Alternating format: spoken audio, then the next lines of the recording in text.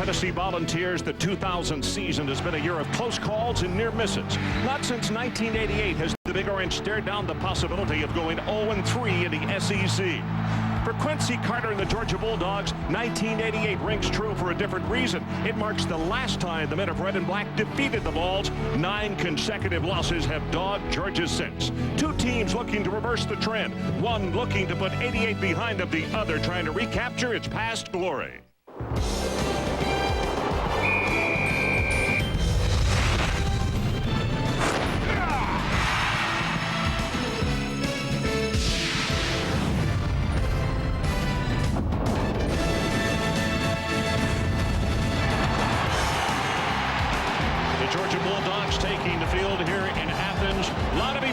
Not only on the field, but in the stadium and at practice this week. This is a team that is really focused and wants to end the string. Number 21 comes calling tonight against the 19th-ranked Georgia Bulldogs. This young man has had an outstanding career here at Georgia, Quincy Carter, but look at the numbers. 0-6 against Tennessee, Florida, and Georgia Tech. Against everybody else, 20-2. Hi once again, everybody. Ron Franklin with my partner, Mike Gottfried. And Mike, I ask you the question, is it fair to put that kind of onus on Quincy? Because the facts are there, but it's not just his fault, is it? No, it's an unfair label. A lot of people are 0-6 against Tennessee and Florida. You throw in Georgia Tech, it's been a pretty good program, too. Quincy Carter hasn't had the benefit of a lot of good receivers, hasn't been a running back step up, but look for Quincy Carter to have a big ball game tonight. Mike, I get the feeling tonight that A.J. Suggs comes back home, but he's still a freshman, that Tennessee is not going to put it in his hands to win here tonight. Well, they did last week in the LSU game. They really relied heavily on A.J. Suggs, but I think tonight they got to get the ball a little bit more to Travis Henry. Anywhere from 25 to 37 carries would fit Travis Henry tonight. One other mention as far as quarterback, Casey Clausen. Don't be surprised if you see him for 2 or 3 series tonight. The coaching staff still likes this young man, and they want him to get experience on the road. Phil Fulmer, 78-15 his numbers. And on the other side of the field, Jim Donnan in his 5th year, 3-9 against Tennessee, Florida, Georgia Tech, but he's 35-16 against all competition. Chauvin has it teed, and we are set to get it underway as Thornton and Musa Smith as the two people for the Bulldogs, and this one's underway. From the 10, Thornton. Great coverage on the special teams. Ritzman. And let's check it on the sideline with Adrian Karsten. Adrian. Ron, you need to know how shocked the Tennessee Volunteer coaching staff was last week when we were in Baton Rouge when Andre Lott, the strong safety, said, "Coaches, I'm not good enough to go because of my bad hamstring." What that meant for Georgia this week was they had to scout a Georgia team, or rather a Tennessee team, on a defense minus Andre Lott. Very significant because Lott is the man who sets all the alignments for that defense. Carter is concerned because he says, if I don't know where Lott is every play, I'm not going to get the yards I want to running or passing. Okay, Adrian, we saw in Thursday's workout a lot of formations, but a lot of running. This turns the corner, pretty close to 5 yards on the first play from scrimmage, a running play. Andre Lott with the tackle. So Quincy Carter gets an opportunity to break the string tonight. The young man out of Decatur, Georgia, it's been documented very well. Formerly a professional baseball player. Sanks, Milliken, those are the running backs. Edwards and Mitchell, 2 game breakers on the outside. Javaris Johnson, a very fine tight end. We'll see 3 different tight ends for the Bulldogs this evening.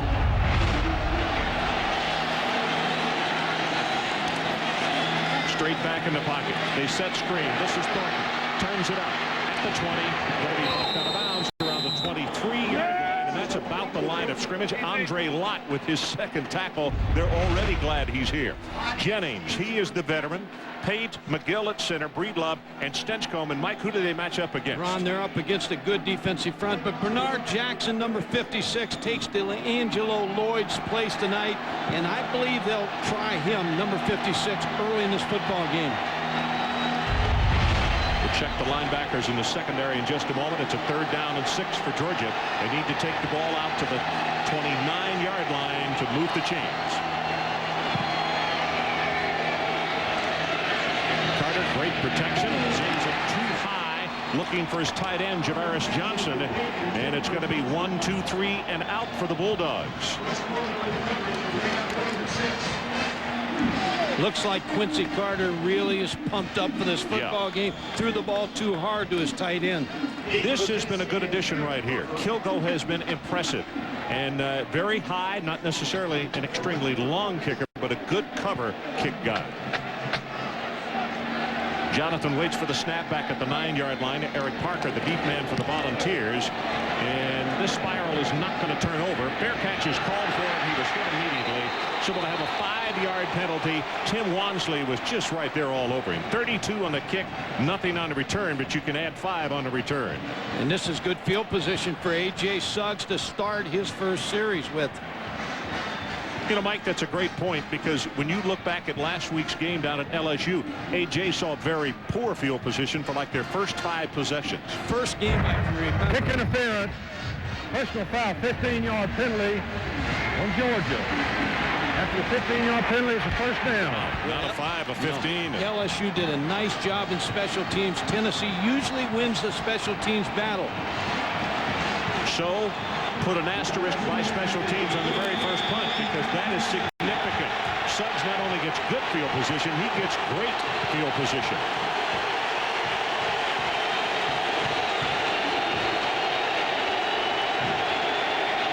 Four wide receivers. Suggs from the shotgun, and that's out to Stallworth. Turns it upfield. Going to have 5, maybe 6 yards, and a good job defensively by Vieira, the strong safety. This is the way they line up offensively. Suggs from Powder Springs, Georgia, a freshman, 6'4" and 220 pounds. Travis Henry and Bartholomew behind him. The Parker and Wilson expedition out there first. They have got 4 really good wide receivers. Bennison, a tight end, and he caught a touchdown pass last week against LSU. This time Bartholomew and Henry line up in the backfield with Suggs in the shotgun. They go on a pattern, and it's a screen pass to Travis Henry. He's going to have the first down, loses the football, and it's recovered by Georgia. Kendall Bell, the middle linebacker, got on the fumble. So Tennessee with a wonderful start after the 15-yard penalty, and they turn it over.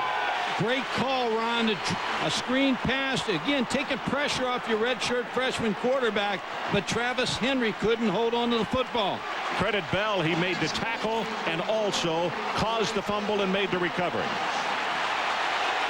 Well, let's see if that little oomph can give some excitement to the Georgia offense, who went 1, 2, 3 and out on their first possession.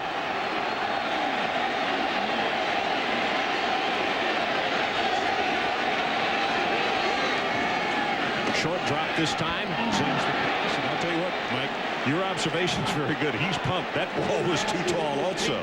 Again, too much velocity on the football. Too short a route by Terrence Edwards. Anthony Sessions, the linebacker, got a finger on that one. And it almost looked like they knew the play was going to go. Anthony Sessions dropped back right in front of Terrence Edwards. If you just joined us, we have almost played the first 2 minutes of this one. Georgia on offense first. They had to punt it away to Tennessee. Tennessee had picked up the first down. Travis Henry was hit, fumbled the ball, and here we are right now. Pressure with Sessions from the backside. Pass is hurried. Just short of midfield by Terrence Edwards. 17 yards. Terrence Edwards is the leading receiver for the Bulldogs. 15 catches coming to this football game. A sprint out where Quincy Carter moves to the right side. Willie Miles, the corner, is on Edwards. You see the sprint to the right. Everything drags over the right, but Miles is right on Edwards. Edwards makes the catch. 2 tight end alignment by the Bulldogs this time. Johnson and Randy McMichael. 1 setback. That's Sanks. McMichael in motion. They run behind him. And Sanks will take it just across midfield to around the 49. And let's take a look at the Tennessee linebackers. Didn't get a chance to introduce them earlier. Very quick and very good against the run. Westmoreland, Stevenson, and Sessions. However, they did have problems with the pass last week. Gaines and Miles are the corners. Rashad Baker, the free safety. Andre Lott, the hamstring problem. Adrian updated you on that, but he is in the game tonight. Baker, Mike, they say they're going to play him back a little more to give him time to read. Option play. Saints hit in the backfield. Boy, that is great pursuit. He breaks the tackle. What a great second effort by Jasper Saints. He was dead in the water behind the line of scrimmage and almost picks up a first down. It's a gain of 7.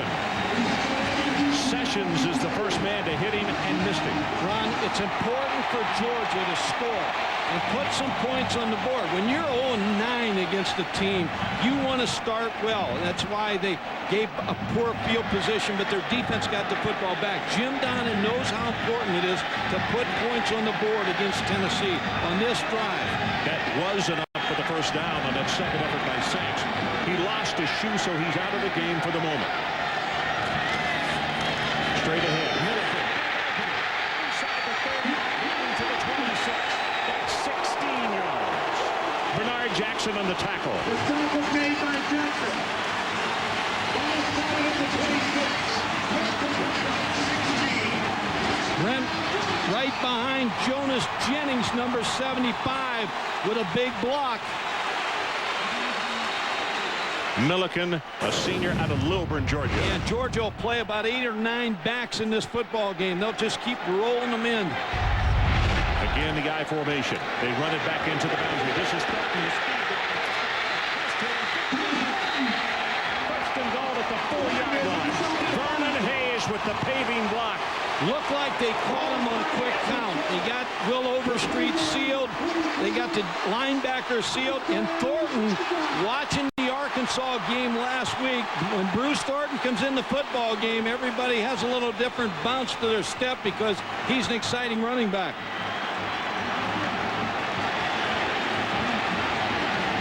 Now look at this. They have not held the lead against Tennessee in the last 17 quarters.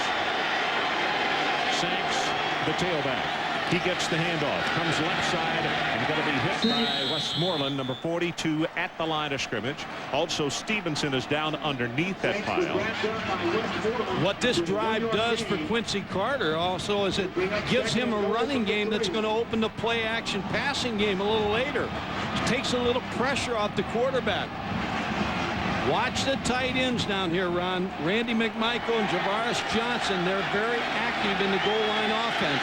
8th play of the drive. It all started back at the 29 of Georgia. The option play. Carter fakes the pitch. Picked up in the air by Westmoreland and will come down at the 1. It's going to be 3rd down and goal. Option is a difficult play to stop in goal line defense. Quincy Carter was hemmed in there, but made a great athletic move to cut up, get close to the goal line. Jim Donnan, and one of the points that Jim made not only to us on Thursday afternoon, but he kept talking to his team. He said, I want to see Tennessee play from behind to us. They never have. Ron, Jasper Sanks is 231 pounds, so good-sized tailback. The pitch goes to Jasper. Turns it on. He'll take it into the end zone. Who is the marker on?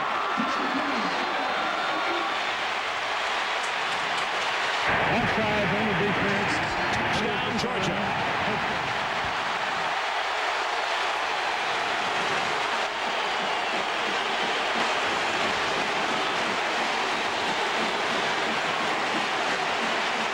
Bennett to attempt the extra point, a young freshman from right here in Athens. He's a left footer. Not real big at 5'8", 160, but a lot of pop in that leg. Good pass. It's down. He splits it. This is what this Capacity House came to see. They are standing and roaring. They're wearing their red and black. And right now, the Dogs. How about them Dogs? Right back. Welcome back, 7-0. You're looking at a shot live on Sanford Bridge, which is Sanford Avenue, and of course it looks right down into the stadium. This is some of those 11,000 people who requested tickets we told you about, who were unable to get in because it was already full and sold out. Georgia very convincing. They went 1, 2, 3 and out, then they got the fumble from Travis Henry, and at their own 29 started the drive. They took it right in to score. Scott, 2 yards deep. decided to bring it out, and there he goes. 20 to the 21, and that's good coverage on the special teams by Jermaine Phillips. Ron, I talked about the goal line defense. When you have 6 people down, the option's particularly tough against this because all of a sudden there's no corner support or no safety support. You're playing with 6 down linemen. They're pinching. McMichael did a nice job as a tight end. Jonas Jennings with a nice job. And Jim Donnan with a good call with the option on the goal line. Look at this. That's hard to believe. First lead at home against Tennessee since the 1992 game. They won't know how to act. That's David Martin in motion. Faked it to Henry. Big pressure. And he just throws this one away. That was Millard. Josh Millard, number 98, with the pressure on Suggs. Here's the offensive line for Tennessee. We never got to give them to you. Coleman, Herrera, Wells, Oppenhuzel, and Munoz. And who are they facing off against tonight, Mike? Ron, they're against an excellent defensive front. Marcus Stroud and Richard Seymour will line up on Scott Wells, the center. He's a redshirt freshman. He'll have his hands full tonight with this load of defensive linemen. Yeah, those 2 defensive tackles, as good a tandem as anybody has in the country, I would think. From the shotgun, they give it to Travis Henry. Nothing. Absolutely nothing. And guess who's there? Seymour and Stroud. Those 2 defensive tackles we were talking about. The linebackers, well, an active group and good speed. Weatherspoon, Bell, who had the tackle in the fumble recovery, and Tony Gilbert.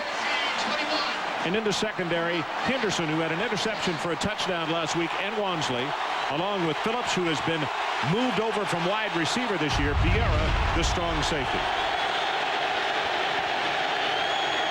Witherspoon trying to get him set. 3rd down. The line to make is out at the 31. Suggs. This is a cover sack. They got him, but the coverage in the secondary was there, and this time it is Richard Seymour. Those defensive tackles have already answered what you said, Mike, in the lineup. They're both outstanding, and then you take Charles Grant, the defensive end, and Josh Mallard, maybe the best sack guy of this whole group. And Gary is the deep man as we see the first punt of the night by David Leverton. Gary's dangerous, Ron. He is an excellent punt returner. Leverton's kick, very high.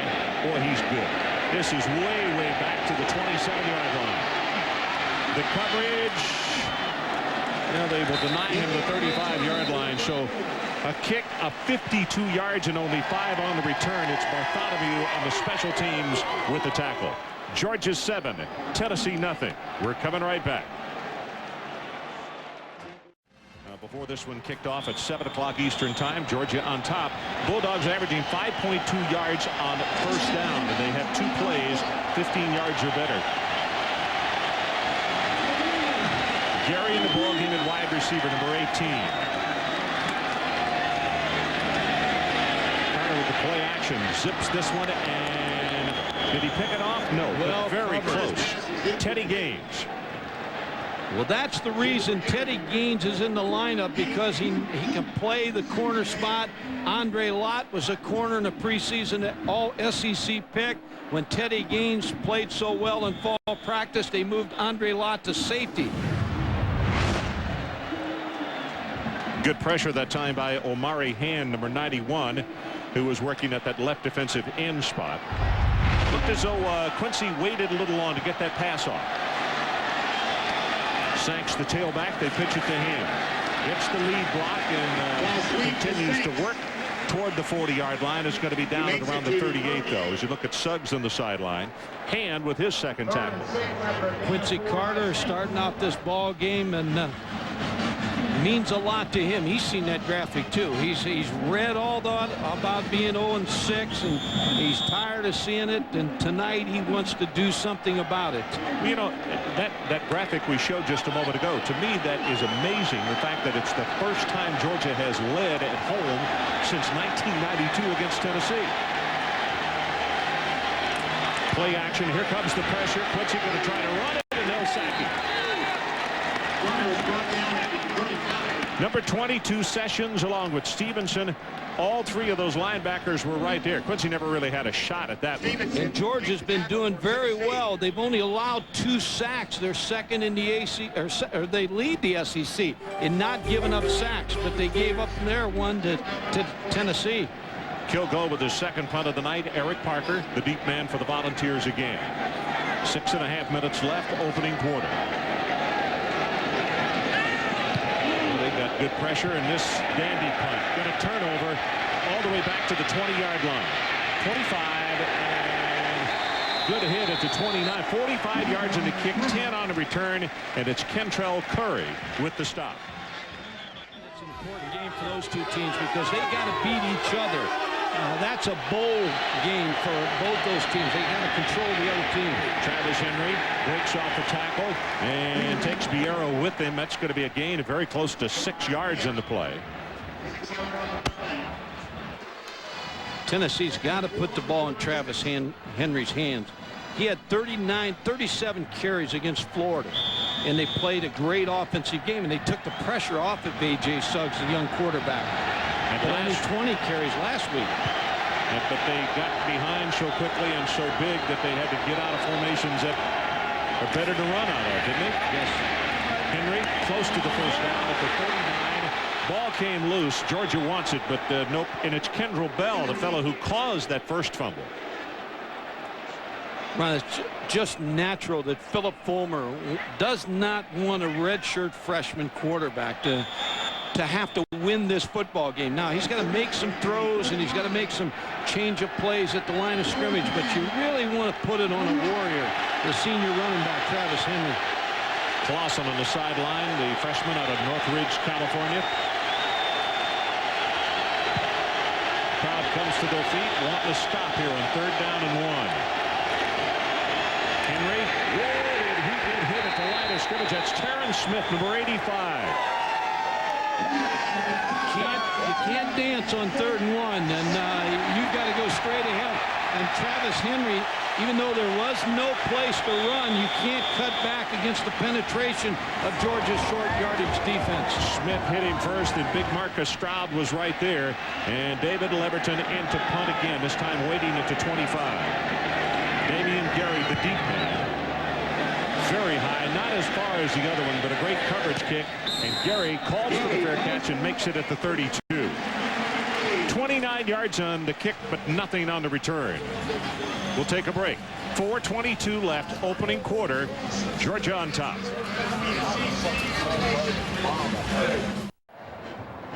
Seven to nothing. Georgia leads. 4:22 remaining in this opening quarter. Huge matchup as far as the SEC East is concerned. Clausen and Suggs on the sideline. No movement by Clausen as far as putting the headgear on. I guess last week, what was it, the 4th series, Mike, in that ball game against Casey LSU? Clausen came in for 3 plays. Milliken, the lone setback this time. That's McMichael in motion. Pressure from the backside. That's a fumble. Picked up by Tennessee. This is Henderson. And Big John will run it inside the 10, down to the 6, and it's Richmond who hit him and caused the fumble. He never felt the backside pressure. Well, we talked about D'Angelo Lloyd. He's not here tonight. Got hurt in the LSU game. Bernard Jackson and Constantine Richmond are going to take his place. Richmond makes a big play. John Henderson picks it up. Tennessee in great shape. Too slow a play for the penetration of Tennessee's defense. That was Bernard Jackson who was bumping it around from hand to hand, and all of a sudden Big John came along and said, "Let me carry this thing." D'Angelo Lloyd pulling for his teammates tonight and helping coach him. I tell you what, we're awfully glad to see him up walking around, because we wondered last Saturday night when he went down with that injury for so long. Travis Stevens, the tailback, gets the ball wrapped up at the line of scrimmage, and those two defensive tackles, Seymour hitting first, and then Stroud was there. They got to come up with a solution there, Mike. Well, I don't know what the solution is, because you really have to double Richard Seymour, because he's probably the best defensive lineman. That leaves 6'6", 300-pound Marcus Stroud alone. 22 turnovers for Georgia against Tennessee. That's why they've lost 9 in a row. Second down and goal. Suggs swings this one out, and Stevens dropped it. They could have got a penalty on that. No, they couldn't, because they were blocking downfield, was thrown behind the line of scrimmage. Yeah. But a good call by Philip Fulmer, Randy Sanders, the offensive coordinator, but Travis Stevens couldn't hold on to the football. There's Randy up in the booth. Randy Sanders, the offensive coordinator. Last week, David Martin was big in this offense. Down here, he's right here, the second one in. See if they go to him. He's a big target at 6'4". That's Stallworth in motion to the top of your screen. And the shotgun, he wanted to throw a shovel pass. It's not there. Now gets it away. And this is going to go for a loss. Well, that thing blew up from the get-go.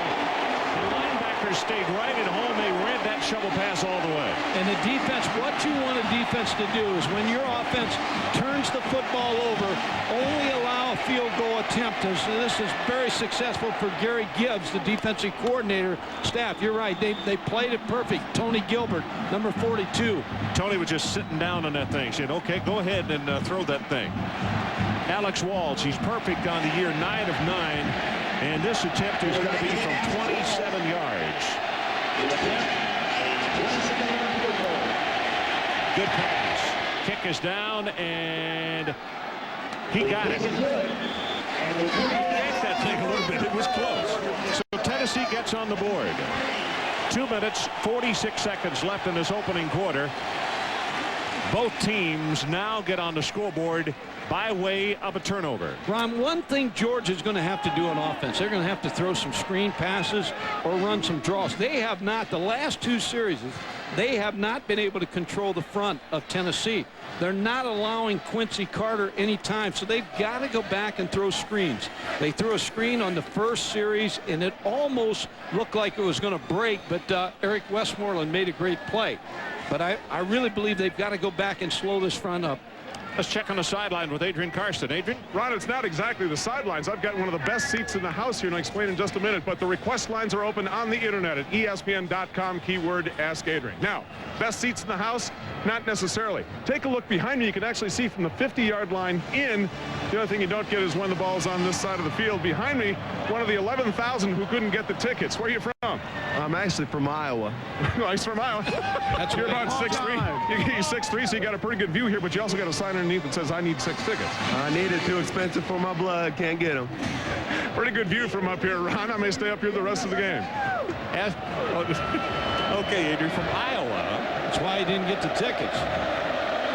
Moses Smith and Bruce Thornton are the 2 deep men for Georgia. 2 yards deep, got away from Thornton, so they'll take this one at the 20-yard line. Now this is Casey Clausen on the sideline, so we would assume that either the next series or the one after that he will come in and get a look at some live action. Pitch to Thornton, turns the corner, and grabbed by number 98, John Henderson, who followed that play really well, and a flag comes in late.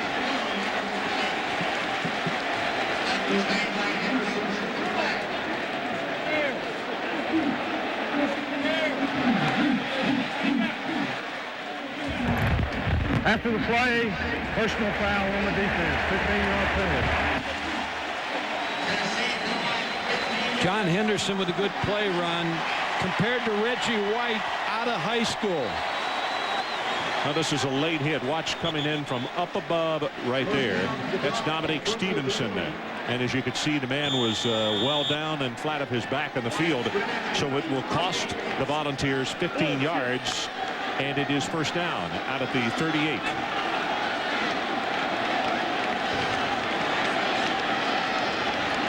Sanks and Thornton. This is Thornton. Blocking the Sanks, and he will get to the 40-yard line and then be shoved back.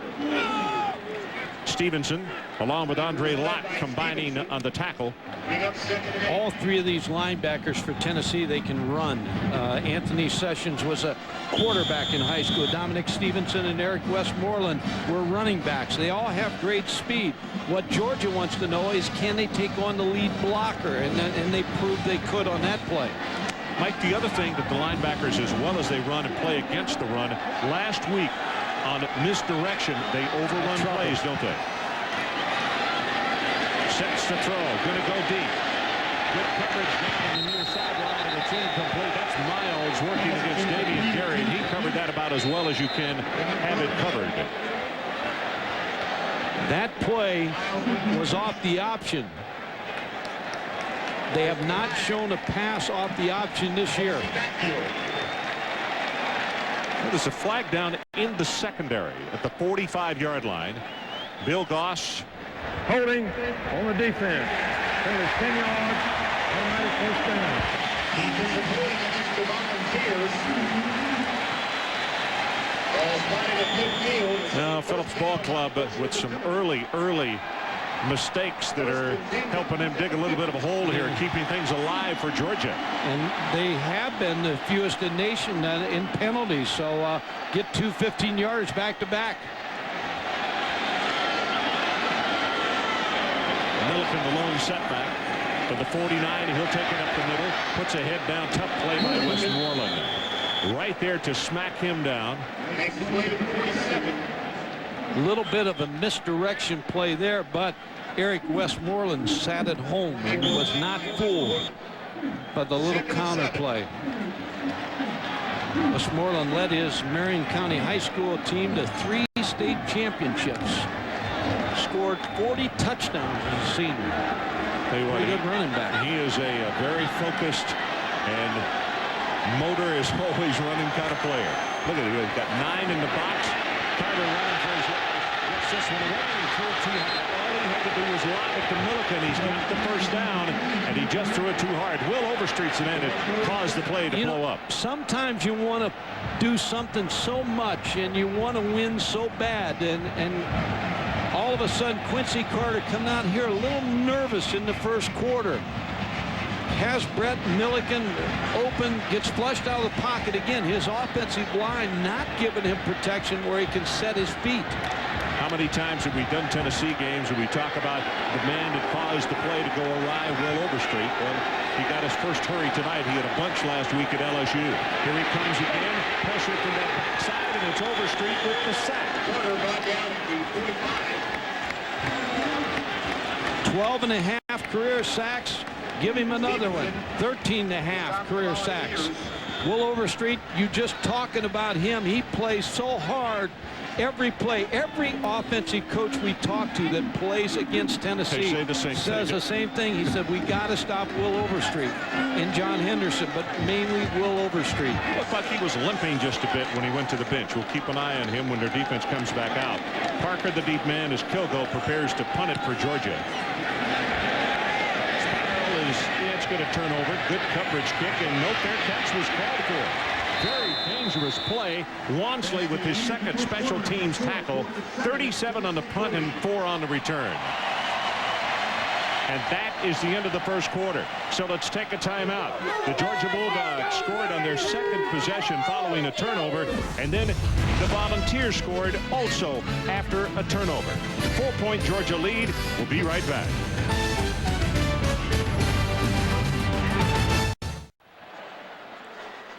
Welcome back as we begin play in the second quarter. Casey Clausen has come in at quarterback. He is a freshman, 6'4", 210 out of Northridge, California. We saw him last week for 1 series. 0 for 2 passing, 1 delay of game penalty, and 3 plays. And he looked a little nervous last week, but I think that probably helped him for this game getting in last week. Pass knocked down and almost intercepted by Charles Grant. Whew, that'll get your attention and your blood going. That'll get you a little nervous, too. Casey Clausen the week before against Louisiana Monroe was 12 out of 15 for 3 touchdown passes. So, and Philip Fulmer and the staff like Casey Clausen. They're not sure just who is the starting quarterback here. A.J. Suggs has won the job, and the players believe in him, but they want to take a look at Casey Clausen. 3 of 5 for Suggs tonight. By the way, that was not all his fault. Coleman on a pass like that should have cut that defensive end to bring him down, and he missed him. Pressure again from that side. Pass is caught, About a yard short of the first down. He really threaded that one in there to Cedric Wilson. Good for 7 yards. And he's a fan favorite. Casey Clausen, the fans in Knoxville, Tennessee, and the Tennessee fans like what they've seen of Casey Clausen. Now, he got tendonitis in his arm early in fall practice, threw every day in the summer, lifted weights, and just threw his arm out. And so he couldn't play in the first ball game against Southern Miss. Couldn't throw for a couple of weeks. 3rd down and 3, and it's a 4-wide receiver set for Tennessee. Clausen, good protection this time, runs toward the boundary and throws it away. Millard was applying pressure. Yeah, Josh Millard is an excellent pass rusher. He knows how to get around tackles and put pressure on the quarterbacks. And Casey Clausen, again, 3 and out. 3rd punt of the night by David Leverton. Damian Gary, the deep man for the Georgia Bulldogs. They lead it by 4, early going, 2nd quarter. Another great coverage kick. Very high, spiral turns over. This is Gary from the 30. Gets by 1 tackler, now being thrown backwards. He'll lose 4. Eric Westmoreland was the man who will be credited for the tackle. So we got 41 on the punt, and they're going to say -1 on the return. With tonight's Aflac trivia question, Tennessee has beaten Georgia 9 straight times. Who holds the Division 1A record for most consecutive wins over the same opponent? That answer, we'll have it later on.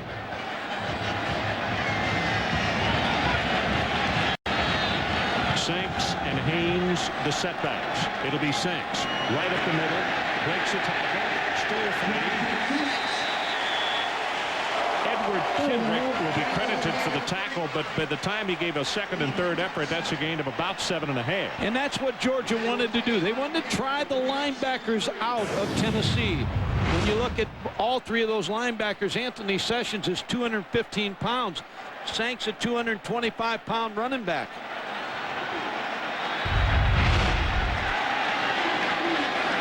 The running game is what was so good last week against Arkansas for the Bulldogs. Good 2nd effort here, and he's going to be close to the first down. Let's see, they're going to spot this one at the 42, and that will be enough to move the chains.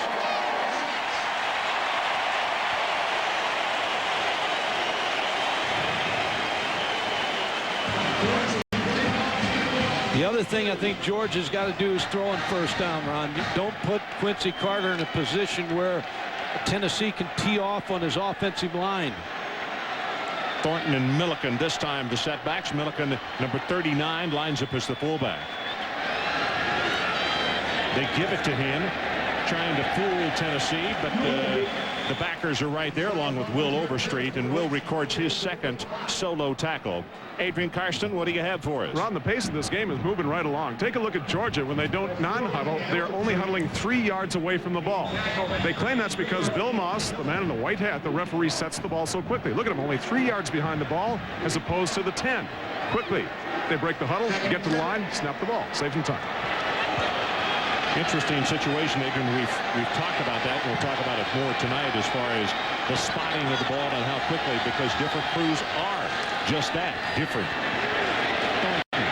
Tries to turn the corner, and he gets knocked out of bounds around the 50-yard line. Anthony Sessions. And Ron, every coaching staff will grade the officials after the ball game, and they'll talk about each official. And Bill Goss is known as a quick guy, and he's going to put that ball in play quick. So you have to get huddled up, get back up there. You got to get your signal in.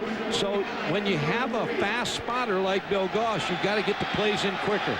Mike, here's one area, and I'm not trying to change every rule in college football, but the pro rule gives you a consistency. It can't be faster one than the other. No, that's the best rule, and college needs to take that rule of 45 seconds once the play's done. 3rd and 3, option play. Dominique Stevenson will tackle him, but not after a gain of 9 yards for the Bulldogs. Ron, Damian Gary, what happens sometimes when you're a linebacker, you'll get cracked. Watch Damian Gary, number 18, with a great block there on the option, and when he starts to come inside, the defensive back's got to yell, crack, so you don't want your linebacker to get hit like that one did. And that had to jar his teeth. He's only 5'10", 175. Thornton 6 carries, 44 yards now. Fumble the snap. They fight for it underneath. I'll tell you what, Tennessee may have just gotten on this football. They did. Overstreet now with a sack, 2 individual tackles in a hurry. What's going through Jim Donnan's mind is too many opportunities we're letting slip away here. We've got Tennessee a little bit back on their heels. We got 2 redshirt freshman quarterbacks or 2 young quarterbacks playing for Tennessee, and we're making too many mistakes on offense. Quincy Carter, I don't know whether he didn't get the snap or what. You know, Mike, it did not look like he came out too quickly. I think your first observation is right. He just didn't get it. Casey Clausen again. Pitches back. This is Travis Stevens, and Travis will take it out to around the 48-yard line. Ron silent tonight so far, the wide receiving core for Tennessee. Cedric Wilson, Eric Parker, Dante Stallworth, and David Martin on the outside ball game right now. The corners have taken away the passing game of Tennessee on the outside.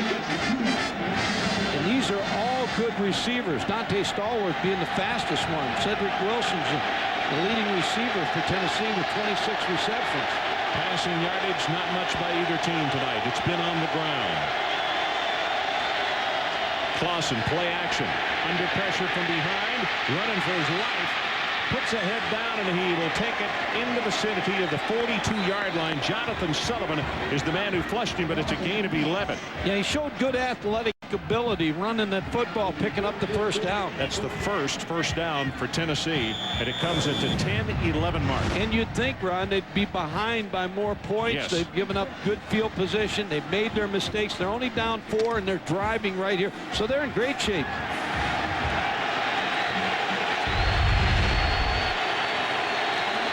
Pitches the ball back. They sweep to the near side. Travis Stevens.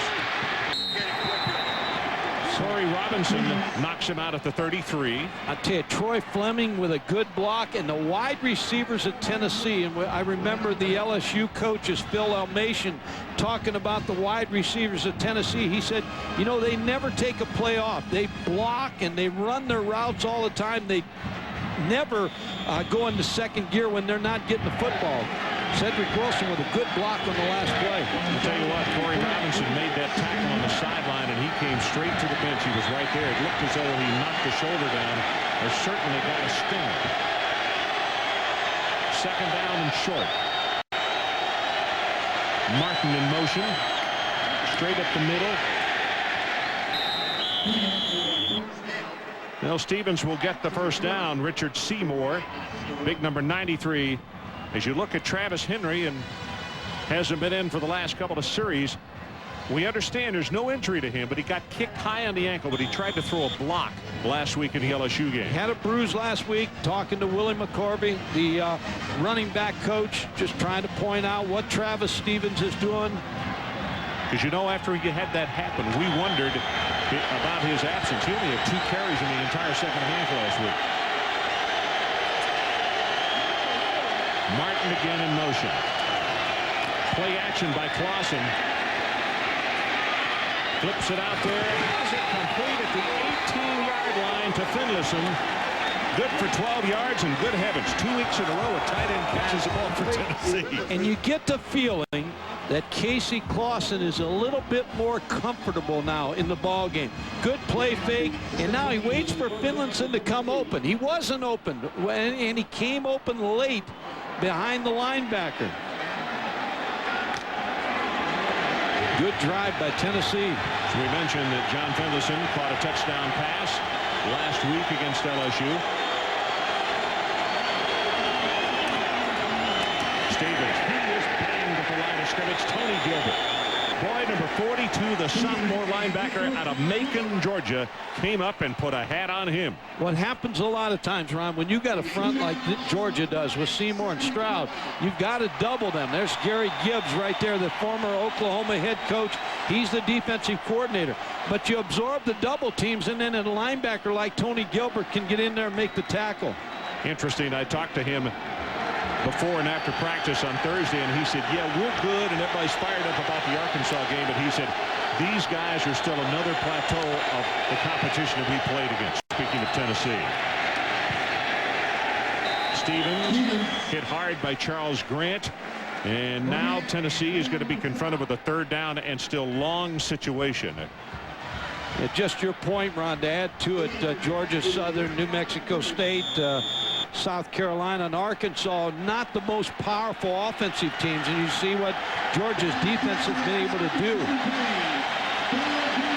So it's 3rd down, and Tennessee needs to take it down to the 8-yard line if they want to keep this one going. The 8th play of the drive.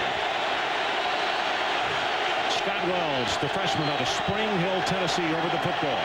Clausen, far sideline, has it stalwart, and he's bumped out of bounds. It looks as though that's going to be about a yard short, and you can see him banging the football into his fist because he wanted and probably knew he should have run that pattern just a tad deeper. What Phil Coleman wants to know right now, how far is it? You know, he's considering going for this, but he needs to know. It's tough when you're on the sideline of knowing how far you've got to go for the 1st down. Who would you go to, Mike? They're going to go right to run the football. He's going to take a timeout here and talk it over. He's got a freshman, Casey Clausen, at quarterback. He wants the right call. So timeout, Tennessee will take it with them. 7:28 remaining until halftime. Georgia 7, the Vols 3. Inside the 10-yard line with a 4th down and just under a yard. Ron, I think it's Travis Henry over the top here, and I think that's the call. You got the fullback in, Troy Fleming, to lead him. Okay, you also have John Henderson, number 98, the big defensive tackle that they line up out there. Henry gets banged hard at the line of scrimmage. I don't know. I don't think he got it. Vieira is the man who got a helmet on him first.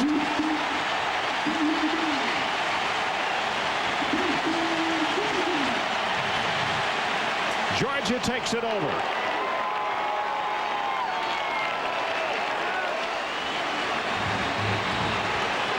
Just good penetration by the Georgia defensive line. They're having trouble with Seymour and Stroud. Can't control them. So there's a timeout on the field. 7:24 remaining. We'll be right back. Well, see, everybody is not interested in this football game, and I know for a fact ping pong is big here at Georgia. Get their name and turn it into the dean of students. They should be here. Yeah, in this part of the world at this school, that could be considered a sacrilege right there. Mike, what would you do here? Would you take a shot downfield right here? Well, let's see if they do that. 2 tight ends, 2 wide receivers, and a single running back. It's Milliken. But they give it to him. Henderson, finished off by Westmoreland, takes it up to around the 12-yard line. Adrian Carson, what do you have for us? On that key 4th down play for Tennessee before we went to the break, Travis Henry wanted and was told to go over the top, but he got too close to the line of scrimmage. Ron, he's a ball carrier rather who likes to pick his hole, get within about a yard and a half of the line, and then take off. He just got too close, felt confined, and couldn't get over the top. You're right, Adrian. You've got to go a yard and a half behind the line of scrimmage. You got to go airborne. Carter, the pitch going into the middle. This is Gary. Well, I tell you, he's excited. Those feet are moving when he catches the ball. The reason screens are good against Tennessee is because they're man coverage teams. And what Georgia's doing is blocking the man who's assigned to the receiver in man coverage. They're blocking him, so it's a pretty good call by Jim Donnan. Gary had a catch that ended the practice on Thursday. It was not the scheduled in, but he went parallel to the ground, juggling the ball, and brought it in. The entire team ran down to the end zone, and Coach Donnan said, that's enough, we're ready. And he called the team meeting at that time. Counter play hit behind the line of scrimmage by Sessions, and Milliken, because of the penetration, just had no place to go. That's Quincy Carter's fault right there. A quarterback, when you see the outside linebacker is going to come on a blitz, you got to get out of that slow play. Too slow developing. See, Sessions is right there in the backfield. It makes the play. So that's one against the quarterback because he's got to get you out of a bad play. Second down, and they say officially a loss of 4 on the play. Carter, quarterback draw. Quincy spinning and turning. Our situation, 7-3. Georgia leads it. Clock about to go under 5 minutes remaining until halftime. You see 2 of 5 in third down conversions by the Bulldogs tonight. Linebackers come up tight. Here they come on the blitz. Quick pass inside. Incomplete. No flag. Georgia wanted one. It's Willie Miles on the cover. Had a double slant by Georgia. Damian Garrett being the outside receiver. Well controlled by Willie Miles. Fans want they've got the they see it on the screen. They want to call, but they're not going to get it. This is the 4th punt of the night by Jonathan Kilgo. Parker, the deep man for Tennessee. And the ball's staying to get very good field position out of this. Kilgo's punt. Great coverage kick. All the way back to the 21. Fumbles the ball. Now picks it up. Breaks a couple of tackles, and they'll take it back to the 31. And that's Jason Rader, the number 3 tight end on the special teams. Ron, I think Casey Clausen's going to stay in here at quarterback because they like what he's been doing in the last series. We'll take a break and see. Right back with more from Athens after this. So a 55-yard punt. And 12 yards on the return, and the situation is 4:51 left until halftime. And Tennessee actually did not get as good a field position as I thought they would because of that booming punt by Jonathan Kilgo.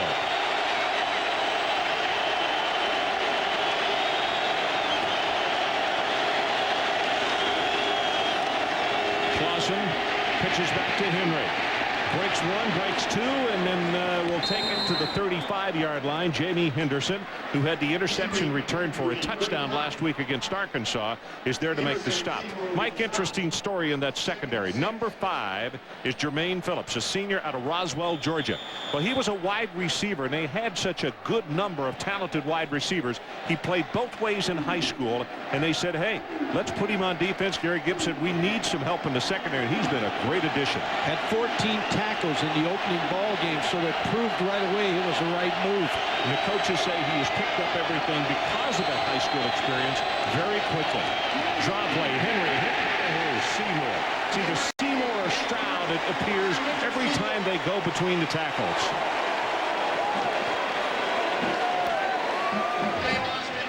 Richard Seymour and Marcus Stroud, one of those two are going to be on the center all the time. They're big number 93 with a tackle on Travis Henry. And they're both, you talk about bookends, they're both the same size, 6'6", 300 pounds. February on the sideline, the junior from Montgomery, he's lost for the year because of his injury. Sorry to hear that. Fine young man and a good player. Clausen, safety valve. Look for 2 people, not there. Travis Henry across the 40 and out to around the 43. 9 yards, and Demetric Evans, a senior out of Haynesville, Louisiana, on the stop. Boy, nice job by Casey Clausen. You go back and sets up and watch him look for his first read down the field. He's looking for the curl route. Now he dumps the ball off to Travis Henry. It's like a toss sweep, Ron. You get the ball out there, and now he misses a tackle, and you got a first down. About to go under 3 minutes left until halftime.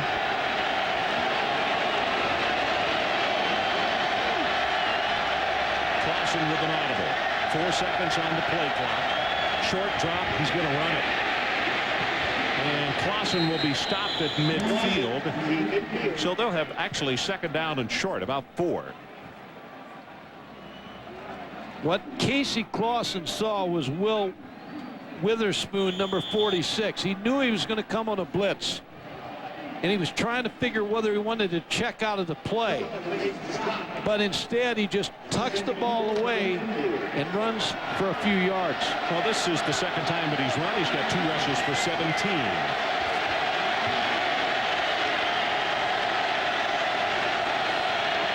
Play action, crossing right over the middle, has it complete for the first down. It's Martin, good for 15 yards. Casey Clausen now looks good to me. And as we said before, it looks like he's playing with a little more ease now. He catches David Martin over the middle. David Martin, 6'4" wide receiver. Now they're calling it incomplete. Had 12 pass receptions in the last week's ball game. So with the ball on the 50, the pickup of 6 on the scramble by Clausen. It's 3rd down and 4. And here's the replay showing that Martin did, in fact, lose the football coming down. It's Biera on the tackle. Yeah, Biera did a nice job dislodging the football. Crowd is standing and cheering, beckoning for the defense to come up with a hold here. Clausen's pass batted at the line of scrimmage and caught by Martin. Still going to be about 1.5 yards, 2 yards short of the first down.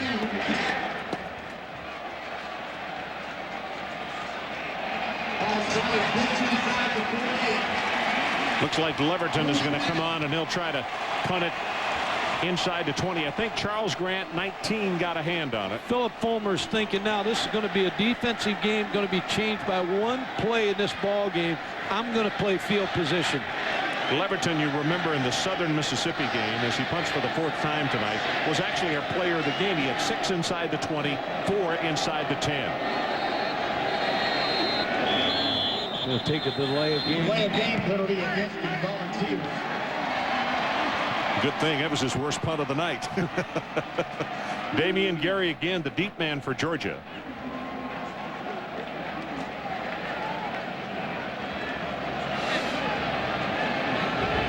No snap, delay of game, 5-yard penalty on the offense. 4th down. Let's check in quickly with Brian Kenny. Brian? Ron, coming up, Sports Center in-game at the half. The Braves, Cards, Mets, and Giants. All the playoff updates in baseball. Florida State and Miami. The rivalry is back. That and can Auburn stay unbeaten? The Bulldog defense will have a shot at him. We'll see you at the half. Ron? Here's Leverton's kick. Good hanging spiral. These two guys have put on a show tonight. Fair catch is called for and made at the 15. 38 yards on the punt. And as we go to the break, here's that tip pass. Look at number 19, Charles Grant. He got a big mid on it. 7-3 Georgia. Right back. So we're back with 1:19 to play. We just got a report that Adrian was telling us during the break that Andre Lott, who couldn't play last week because of the hamstring, we saw him earlier riding the bike, trying to keep that hamstring warmed up, that it's tightening up on him. It's getting cooler tonight. Yeah, and Georgia's may want to try him deep. Sanks and Thornton, the 2 running backs for the Georgia Bulldogs. From the 15, and he put it in the stomach of Sanks. And this is a nice job defensively. Stevenson, the first man to get there. Everybody has the same philosophy. When you got 1:12 to go, you either run a screen or draw on first down when you're backed up. And if you pick up some yardage, then you open it up a little bit. Otherwise, you just play for halftime. Well, this has been a defensive struggle. That's what you thought it would be. Yeah, and I think Jim Donovan's going to go into half here and feel very good that he's ahead 7-3. And if you've joined us late, both teams capitalized off a turnover by the other club. Travis Henry fumbled. Georgia took it at the 29, took it the distance. And then a fumble by the quarterback, Carter. Ball here's fumbled, scrambled. Tennessee has it. Here's the play Mike Gottfried was talking about that you're looking for. It is Richmond. Richmond caused the fumble earlier, now makes the recovery here. Well, he has proved to be very valuable tonight because Richmond is replacing Bernard Jackson. Pitch to Bruce Thornton, dropped. Hit him right in the face mask. Look at this. He took his eyes off of it. So what an opportunity for Tennessee with 31 ticks on the clock and a turnover by Georgia at their own 17-yard line. Ron, Tennessee has 2 timeouts left, so they've got a lot of time and 2 timeouts to work with.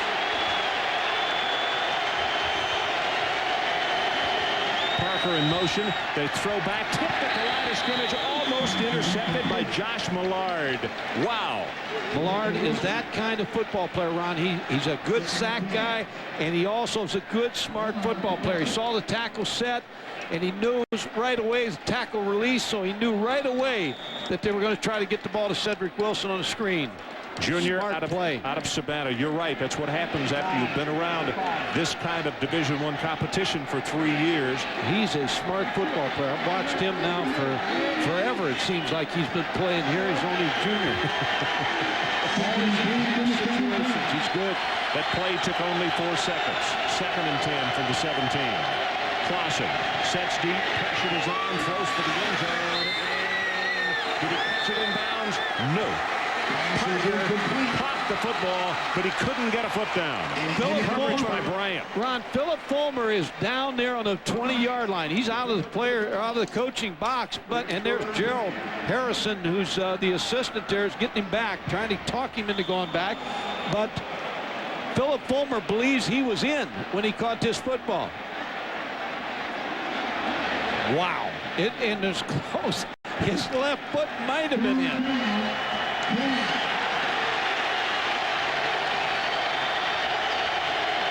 From the shotgun, 3rd down and 10. It did look like a touchdown. Clausen throws back to the near side.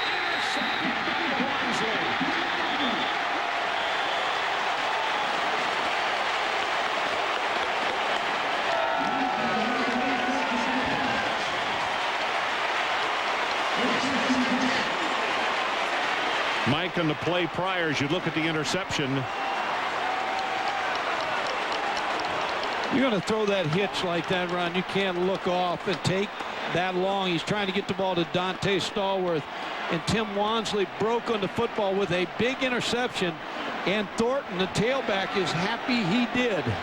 Tell you what, good thing that he left his feet for the ball, because he would have gone about 90 yards for a touchdown. There was nobody between him and the goal line. Carter takes a knee. They're going to burn his final 13 seconds as we will head to halftime. So a defensive struggle, a questionable call in the end zone, that the interception, but the play prior, the head coach thought it was a touchdown, and so did the Georgia fans when they saw the replay here inside the stadium. They didn't cheer, they groaned.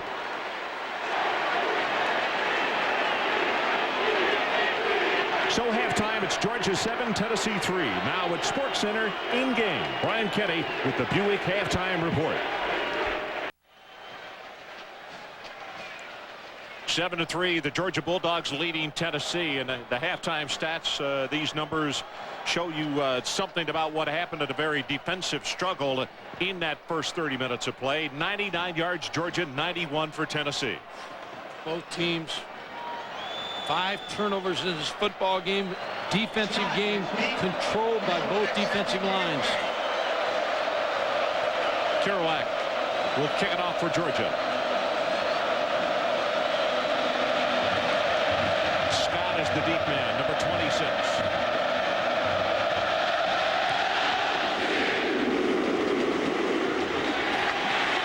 From the 5, Scott. Great coverage on the special teams. Number 43, and it's going to be Fleming on the tackle. That's checking on the sideline with Adrian Karsten. Ron, a bit of a surprise. A.J. Suggs comes in to start quarterback at Tennessee, primarily because Phil Fulmer wants to get the pace of his offense moving. Remember, with A.J. Suggs, they just signal the play in. Whereas with Casey Clausen, it takes a little bit more time because they shuttle the play in with the wide receiver. Secondly, with Travis Henry in the backfield, he prefers Suggs in there because he's more consistent with the handoffs to Travis. Martin in motion. Suggs sets in the pocket. Got it in. Complete for a 3-yard gain to Bartholomew, but Vieira is right there. It's a good point by Adrian Karsten and Philip Fulmer, because A.J. Suggs, when he graduated from high school, was in the program at Tennessee in the spring, so he's been around a little bit more, knows the offense. And you get in this tight football game, you want somebody who knows what you want to do. Well, Clausen actually has a similar situation, though, doesn't he? I mean, he was in the spring game as well. Yeah, I saw the spring game, and he was one of the quarterbacks that they used. Pitch back. Travis Henry has 5, has 10, and he's loose. Henry down the far sideline, 1 man to beat, and he's going to be caught from behind by Bryant. The Corey Bryant saved the touchdown, and there are 2 markers down at the 20. They get him on a face mask to add to this run. Bartholomew with a good block as he turned the corner. Will Bartholomew is one of those players, Ron, unselfish player, doesn't care if he ever gets the football, wants to block, wants to do whatever he has to do to win for his football team.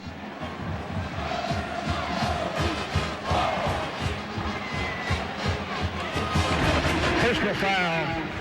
Face mask on the defense. Penalties half the distance to the goal. First down. Well, this is huge. 58 yards on the run, and now they're going to tack on half the distance. Number 45, Will Bartholomew with a good block, and then again, the good wide receivers blocks. Eric Parker, number 80. Stallworth, number 4, staying on his feet. Keep blocking Tim Watson. Also 87, David Martin with a good block downfield. Stevens in the game. He gets the handoff. Bounces it outside. Goes to the 5, down to the 2, and now the 1. And the Tennessee faithful is right there in front of them, and they are excited. This is a quick start to the second half. And, Ron, you go back to the drive of the blocking of the wide receivers. A wide receiver, when he's not in on the primary route, he has to block and he has to run a false route as good as he's going to run the route when he's going to catch the football. Tennessee's wide receivers do that. Travis Stevens, the man at the top of the eye. 2 tight ends, power to the left. That's where they go. He hurdles. Touchdown, Tennessee.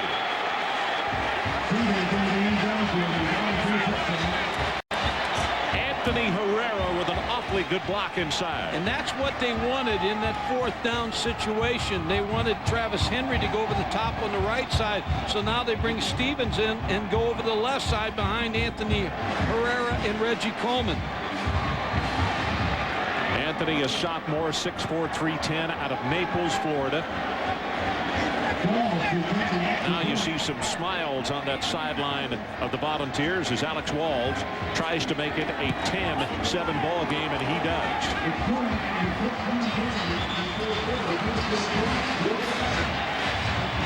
So Travis and Travis leading the attack for Tennessee here in the second half. Stevens over the top, Walls on top. Travis Stevens, a lot of hard work, a lot of smiles over there on the sideline, and for good reason. Travis Henry set it up with a 58-yard run, and then they tacked on the major face mask penalty. 4 plays is all it took. 78 yards, 1 minute and 50 seconds. So Travis and Travis on that one. Yeah, they were the 2 tailbacks that took them to the national championship after Lewis was injured. Smith and Thornton, the 2 deep men for the Georgia Bulldogs. Has now come in the ballgame as one of the deep men, but this will be Smith, Mrs. Smith, and they really like this inside. You see why. 35, 40, out to the 42, 3-yard line. Tony Campbell made the tackle, and they're not booing. It's for Musa Smith. Adrian Carson, what do you have for us? Quincy Carter got a stiff talking to by his coach Jim Donnan going off the field at the half run. Donnan to Quincy Carter. Quincy, I've given you more freedom to make your own decisions in this game. If the pass isn't there, tuck it and go, but don't second guess yourself. Because if you do that, then your offense is not going to know who their leader is. All righty. Musa Smith, by the way, has checked into the lineup. Sanks and Thornton have done a really good job this year, but this young freshman out of Elliotsburg, Pennsylvania, they think is going to be really special. He's number 32, 6'1", 208 pounds. As Carter pitches the ball back, and here's Smith. Willie Miles makes the tackle. It's a gain of 7. Obviously, the crowd likes this young man as well. Yeah, there's a lot of people here that think he may be the best tailback. Hurt his shoulder in the Georgia Southern game. Played very little last week, but they would like to get him in a regular flow of the game now that his shoulder's feeling good. Jim Donnan pacing on the sideline, and I have a feeling if Gary Gibbs had a place to pace, he would as well, as the defense saw Tennessee come out and score on the opening drive of the second half. Smith in the backfield, penetration inside, and John Henderson has simply he has devoured his guy. Well, Marcus Stroud on one side and Richard Seymour on the other side. It's Overstreet and Henderson. Henderson just throws the blocker away, Breedlove, and makes the tackle in the backfield for lost yardage. Milliken comes in the ball game, number 39. Third down. The line to make is the 46-yard line of Tennessee. Volunteers lead for the first time tonight. From the shotgun, a pressure off the corners. Pass is thrown complete. That's McMichael, the tight end. Miles on the stop for Tennessee, but they'll move the chains. And I think that play right there is very big as far as momentum and keeping Tennessee from gaining too much momentum. Ron, it's big. Brett Milliken, the fullback, picked up Anthony Sessions, who's going to blitz from the left side here. You're going to see him come in right there, number 22. And that created the time enough for Quincy Carter to find McMichael. Bruce Thornton comes into the lineup, number 7, a redshirt freshman out of LaGrange. Thornton had a great game last week against the Arkansas Razorbacks on the road, which Georgia won handily. McMichael in motion, and they had to call a timeout. Quincy Carter come running to the near sideline, and he's hollering at LeBron Mitchell. So obviously a mix-up in the formation. So let's take a break. 11:05, third quarter. Tennessee on top. Welcome back to Athens. Carter passing tonight, 4 of 9, 34 yards, rushing -20. 3 sacks for -27, and that's a reason for the big minus there. Just outside the hedges, some of the fans, the Georgia faithful tonight, they jumped in front 7-0. Tennessee has come back to score 10 unanswered points. Play action by Carter.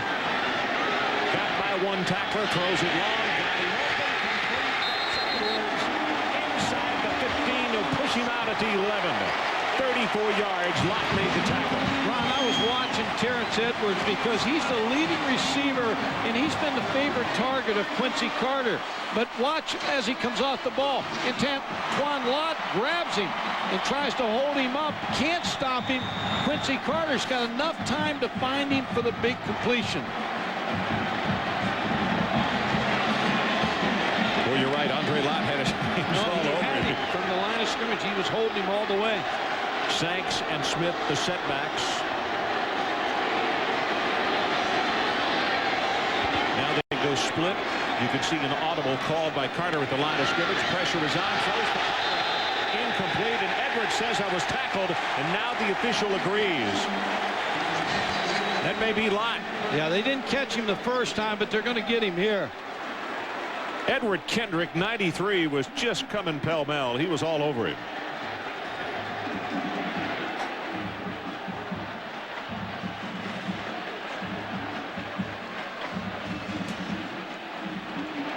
Pass interference on the defense.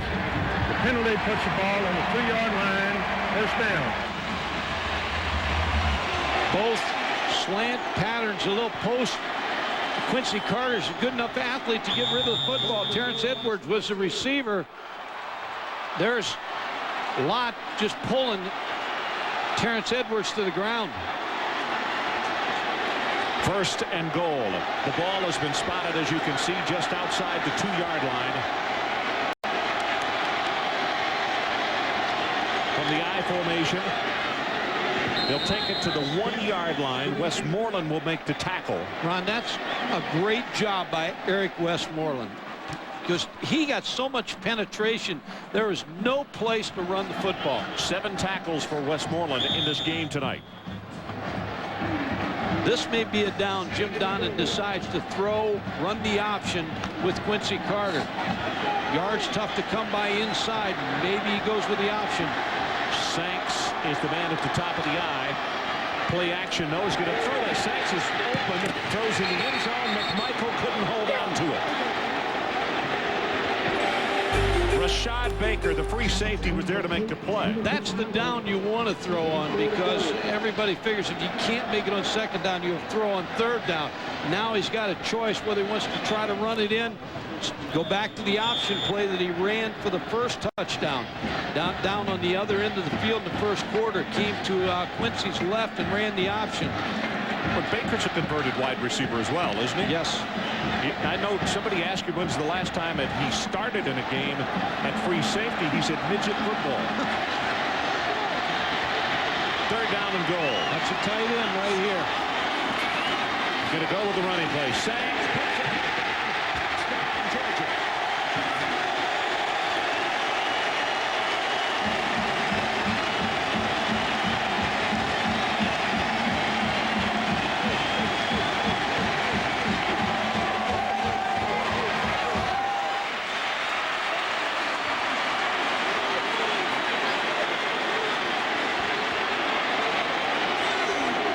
Billy Bennett with the extra point attempt, and he is right down the middle.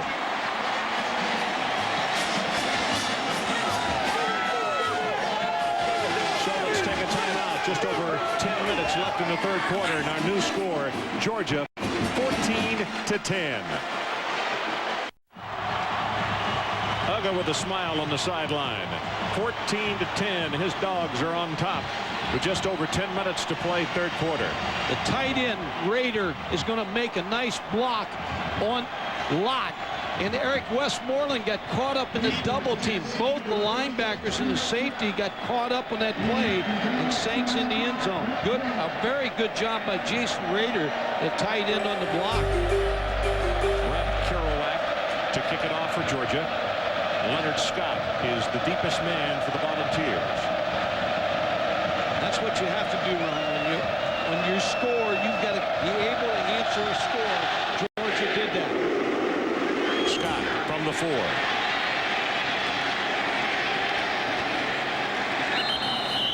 And he'll take it out just across the 25-yard line. Tuesday at 7 o'clock Eastern, ESPN's Outside the Lines, The Coaching Life. Bob Ley will sit down with football and basketball coaches past and present to discuss the challenges, pressures, and sacrifices of life in the coaching profession. As always, for more, log on to ESPN.com.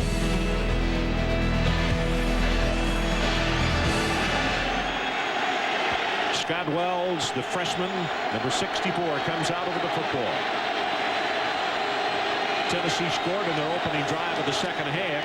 Suggs opened the second half at quarterback, and he'll continue as he gives it to Travis Henry, and Bell and Charles Grant combined on the stop.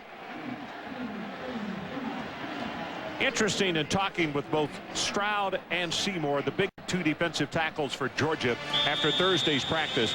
Mike, they have so much respect for Travis Henry. They said, no, he's not the biggest guy around, but he is the hardest to hit and knock off his feet. You better hit him low, because if you don't wrap up, he is very strong. They said he's hard as a rock. Play action. Suggs gonna go down. Charles Grant.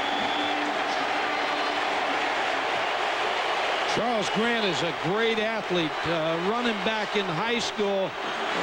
Played some running back here, but Charles Grant's now settled into a defensive end position. Number 19 plays off the block, never takes the fake of A.J. Suggs. Beat Reggie Coleman for the play and for the sack. You remember last year they used him some in short yardage situations, but the Georgia staff said not this year. He's on defense to stay. Josh Millard, number 98. Third down situation. Excellent pass rushing. Well, let's see. Here he comes. Suggs runs to that side. Now he's just going to run it out of bounds. Tony Gilbert will make the tackle. And this crowd now is getting really loud.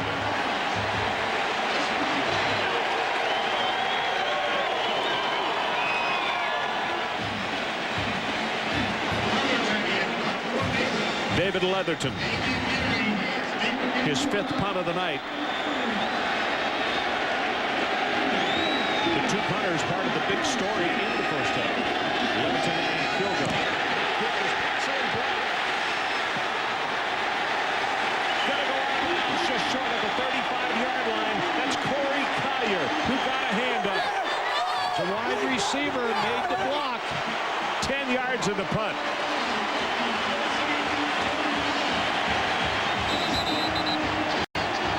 Said last week that LSU drew even with Tennessee in the kicking game. To beat Tennessee, you've got to beat their kicking game. Collier with the block of David Leverton's punt. Now, this is the time you like to go for the throat right here with Quincy Carter on a throw. Jasper Sanks, the only setback.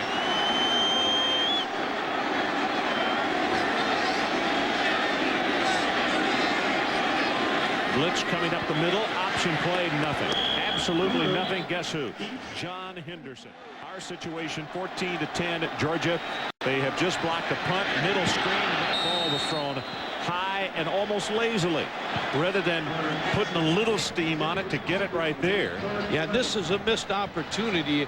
If they don't convert on this third down situation right here, this is one that George is going to look back at and say, you know, we had great field position after the block punt. We didn't make anything out of it. 5 out of 12 for 67 yards. Quincy Carter not having a great evening. Damian Gary comes into the lineup. He wears number 18. He's the youngster we've talked so much about that really can make things happen. They got to take this down to the 24-yard line of Tennessee. Carter over the middle. Complete. Johnson, the tight end. Ball came loose and has been picked up by Tennessee. Now, what are we going to call? Was he down? They're going to call him down. 11 yards on the reception.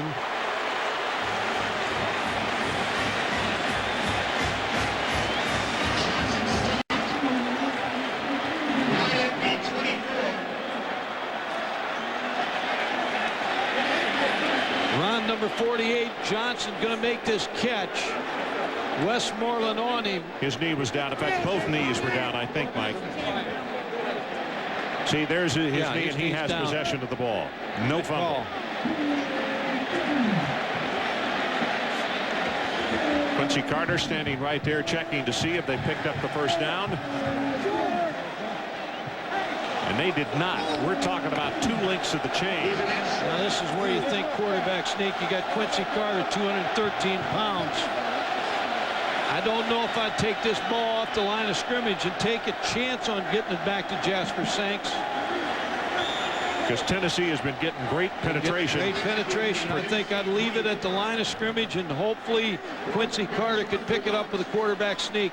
Yeah, I think also you probably would sneak away from John Henderson, maybe. I would say I'd find out where he's at, number 98, and go the opposite way. But they give it to Sanks, and he's going to have the first down. Rashad Moore, number 58, makes the tackle. A lot of confidence in your offensive line when they came through. Kevin Breedlove, Stinchcomb on the right side, and center Kurt McGill. John Chavis, the defensive coordinator for the Tennessee Volunteers.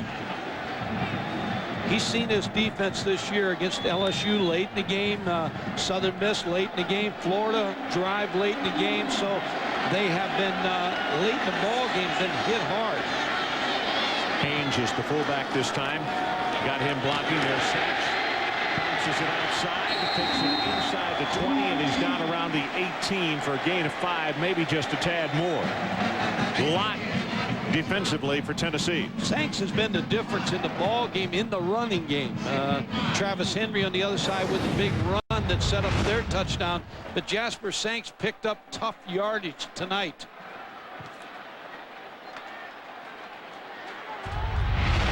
12 carries, 39 yards for Sanks so far. And he scored 2 touchdowns.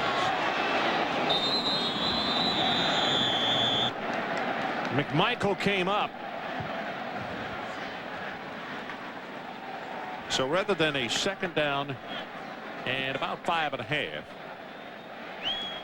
Dead ball, false start on the offensive line, 5-yard penalty.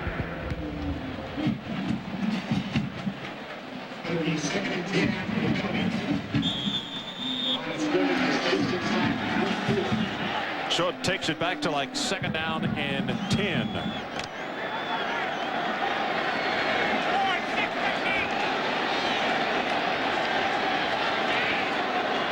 Carter this time from the shotgun.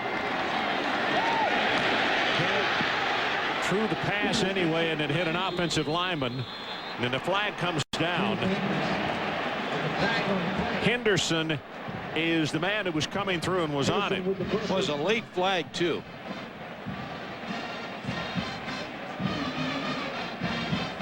going to get him for intentional grounding. Yep. Intentional grounding on the offense. Penalty has lost it down at the spot of the pass. 3rd down.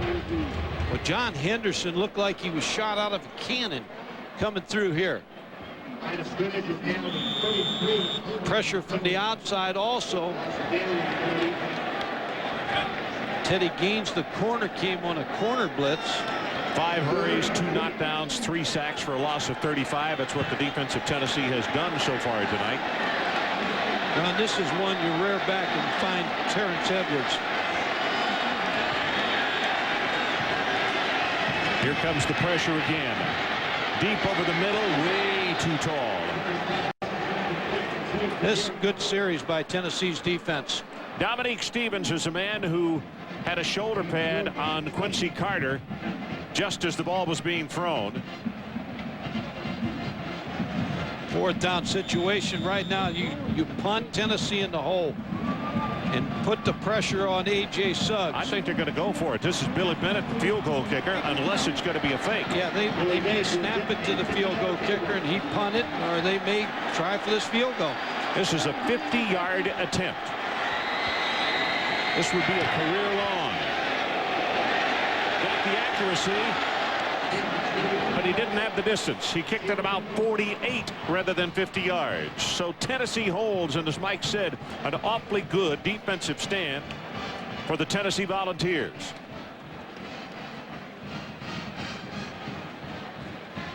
Ron, the decision to kick the field goal almost worked here. Just short at the crossbar. That's just right underneath it there. I said 48. He may have kicked it 49, but he didn't kick it 50. Travis Stevens in the ball game, a tailback again. Suggs puts it in the stomach of Stevens. Nothing to the leg, bounces outside. He's going to be tackled by Witherspoon. You can see who was sitting right in the hole. One of those 2 big defensive tackles. They got the inside just closed off. Ron, I think the backup defensive tackle now in David Jacobs, number 99. He's right in here. Ian Sullivan stopped right inside there, and they don't give you any place to run. Both he and Sullivan, Jacobs and Sullivan, are 2 young guys, a freshman and a sophomore, that they really think are going to be awfully good.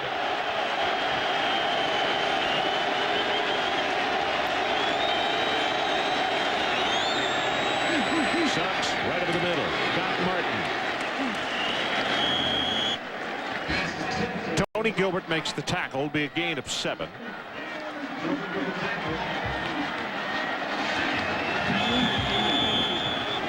Four and a half minutes left in this 3rd quarter. Georgia leads it. Tennessee took the opening kickoff of the 2nd half and convincingly went right down the field. But Georgia came right back.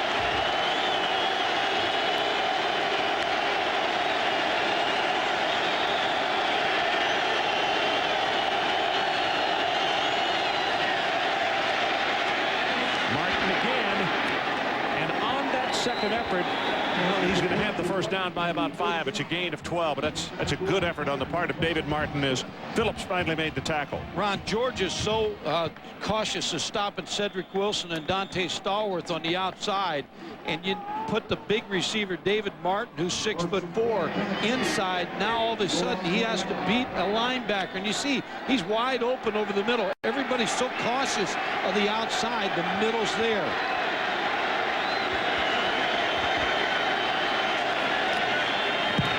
The screen into the boundary, and that is Stallworth. And he's not going to have very much. Again, Tony Gilbert, who has been very active tonight. Tony's had a really good game. He has played outstanding. Tony Gilbert's been in on the run, in the pass coverage. He's down making tackles on the screen.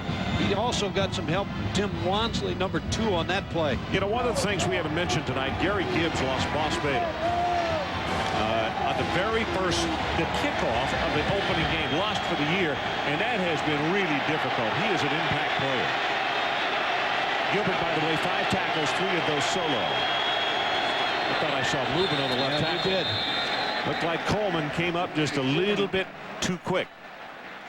What a difference this call makes now. Instead of 2nd and 5, it'll be 2nd and 10. Dead ball, false start on the offensive line. 5-yard penalty. They'll get Moss Bailey for 2 more years, but they needed him this year and had planned on him being that this was his, breakout year. Add to that, Ron, Phonegate. They had the phone calls and they had to sit 7 players out and they choose which ball game, and that's why I think they got upset in the opening game in the SEC by South Carolina, because there was so much controversy of who was going to sit out, who was going to play, and you didn't have the focus that you needed in that ball game. Travis Henry back in the lineup. Suggs goes the other way, though, and he overthrows Bartholomew. Hard to tell if it was for Stallworth or Bartholomew. Not thrown well. He had his first career touchdown last week in that big game down at LSU. Over on the sideline, Casey Clausen stands and watches and studies this offensive play selection that's going on here in the second half. 3rd down and 10. Line to make just inside the 40. A.J. Suggs.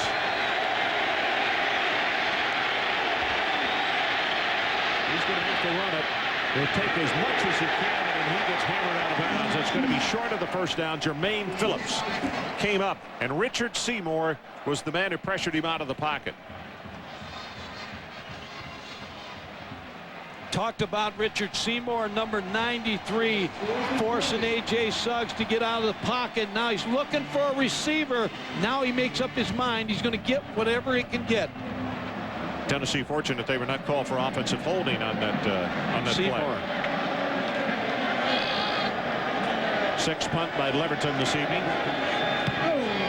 Pooches this one and going to bound at the 1, and it takes a Tennessee bounce and is going to be down at the 1.5-yard line. Look at Leverton. 2 that he has inside the 20 tonight, now 1 inside the 5. Well, the answer to tonight's Aflac trivia question: who holds the Division 1A record for most consecutive wins over the same opponent? And the answer: Notre Dame has won 36 in a row over Navy. And the streak is still alive. They play next weekend, so maybe can break that thing. Make it 37. Think so, huh? They're pretty good on defense, Mike. Make it 37. Make it 37, okay. Notre Dame's hitting a roll, man. Smith.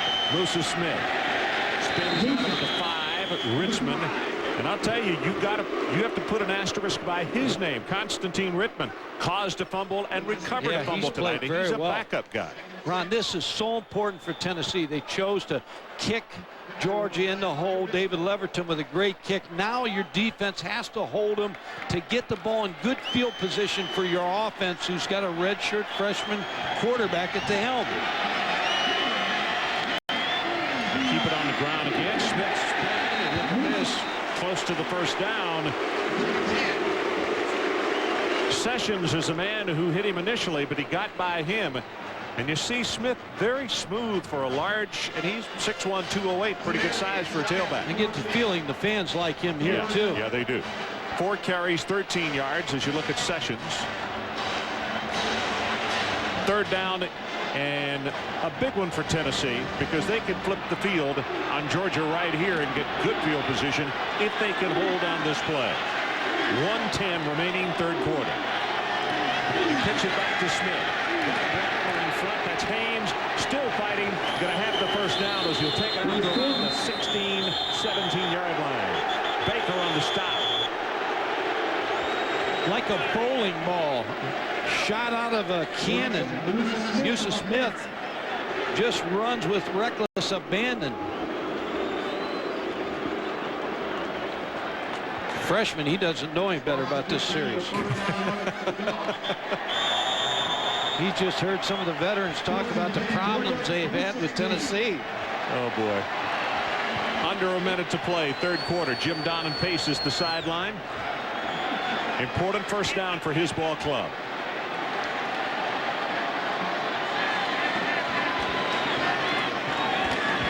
They'll run the option. Carter wanted to pitch, kept it, and Andre Lott is right there to make the tackle. Also Overstreet.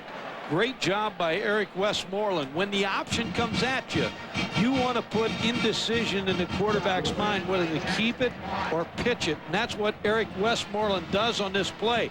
Number 42, he stops, staggers, makes Quincy Carter think he's going to take the pitch. He does take the pitch. He moves up the field, gets only a yard. Tell you, if it had been pitched, Westmoreland was all over Musa Smith. He was going to be right there. Westmoreland has 9 tackles on the night. Is to get to the third quarter, so let's take a timeout as we head to the final 15. Georgia 14, Tennessee 10. We'll be right back.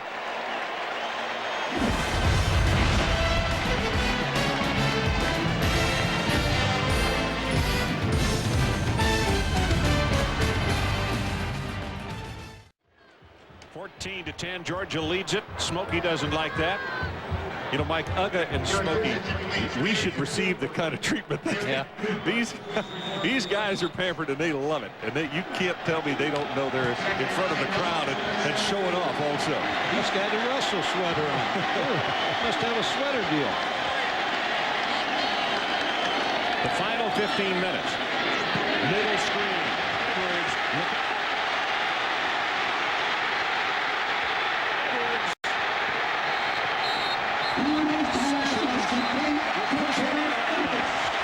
Gain of 46 yards.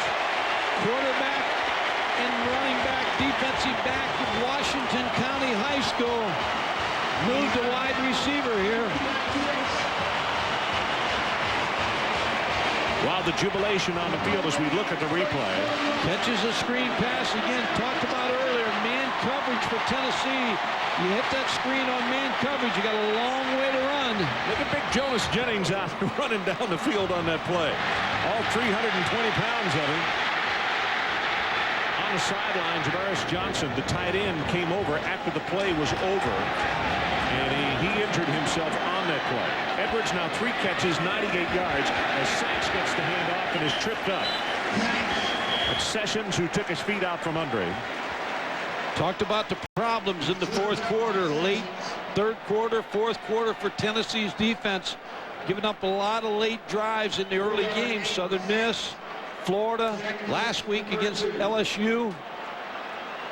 Georgia trying to make a statement here in the end of the third quarter, into the fourth quarter.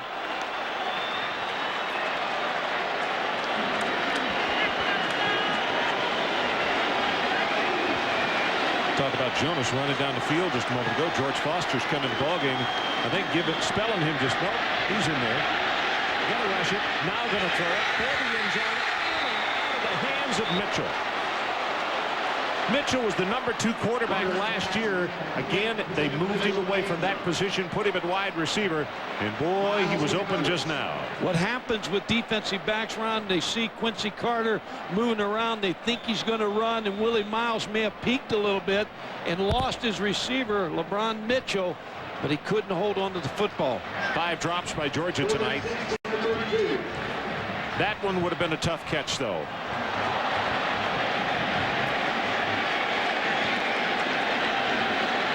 Quincy knows it. He had him wide open, but he let him just a tad too much. 3rd and 6. Here comes the blitz. Pressure from both sides. Carter delivers it and has it complete at the 21-yard line to Edwards. Teddy Gaines trying to cover, but it's good for 11. Again, a blitz by Tennessee, which means man coverage. But they couldn't get to Quincy Carter. Kept his backs in the block, both backs blocking right here on Sessions. Now that gives some time for Terrence Edwards to get open and Quincy Carter to find him against Teddy Gaines. First down, the line of scrimmage is the Tennessee 22-yard line. Smith and Haynes, the setbacks. They'll give it to Musa Smith. Breaks it to comes into the secondary. This is wide open. This young man just whipped through 4 tacklers, and they have a 1st and goal after a run of 21. Musa Smith.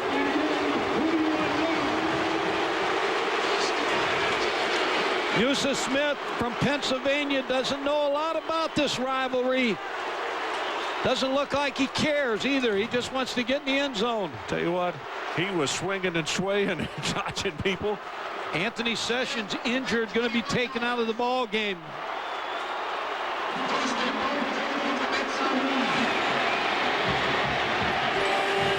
Claude Felt, the SID, told me the other day, he said, you watch Musa Smith. He may be the best running back that we have.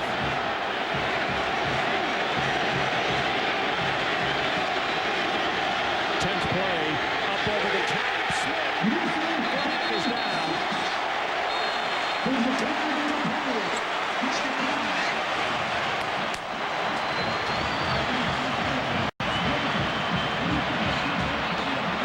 Defense lined up offside. Touchdown, Georgia.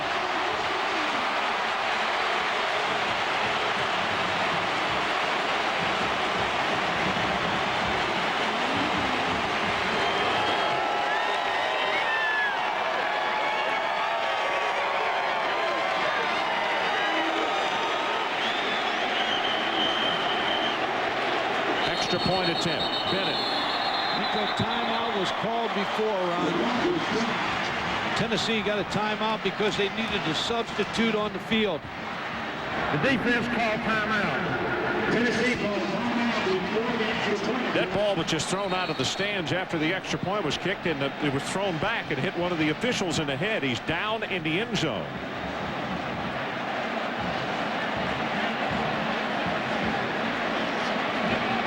Richard Morales, I believe, is the gentleman, the field judge.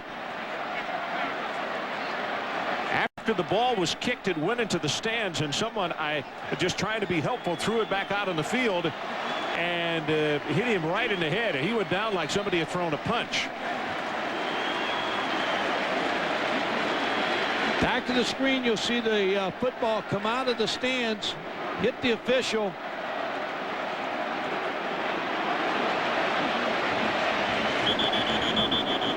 Well, the kid from Georgia in the black top, instead of going for it, just kind of gave up on it.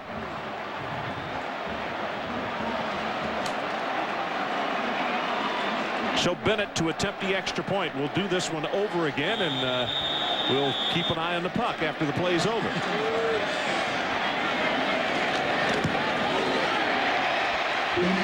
Got it.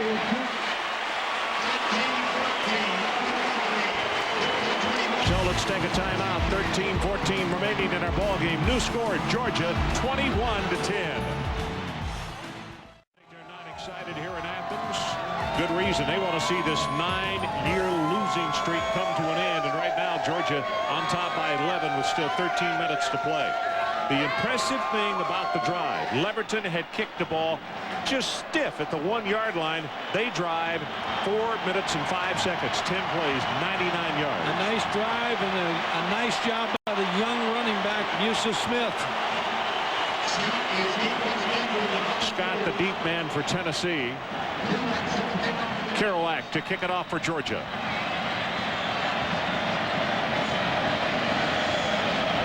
There's Leonard.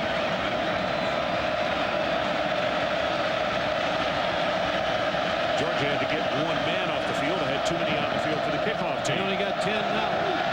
So they're going to spot him. On the ground, taken at the 15-yard line is Veazey. And Veazey breaks by a tackle. He's out to the 35 and now around the 39-yard line. Major League Baseball's Division Series continues tomorrow afternoon. Should the A's win tonight and extend the Yankees to a 5th and deciding game, ESPN will then bring you Game 4 of the series between San Francisco and the New York Mets at 4 Eastern Time.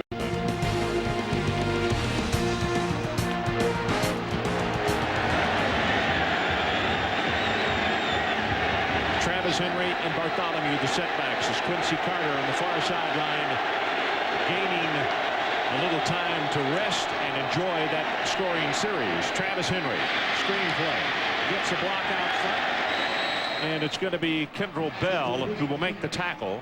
Gain of 7. A.J. Suggs was the ball boy for his high school team in the 8th grade. 9th grade year, he was the starting quarterback, and he went up against Quincy Carter's team in Georgia, and they played in the playoffs, and Quincy won that night. So Quincy has a chance to go up 2-0 on A.J. Suggs. Second down and 3.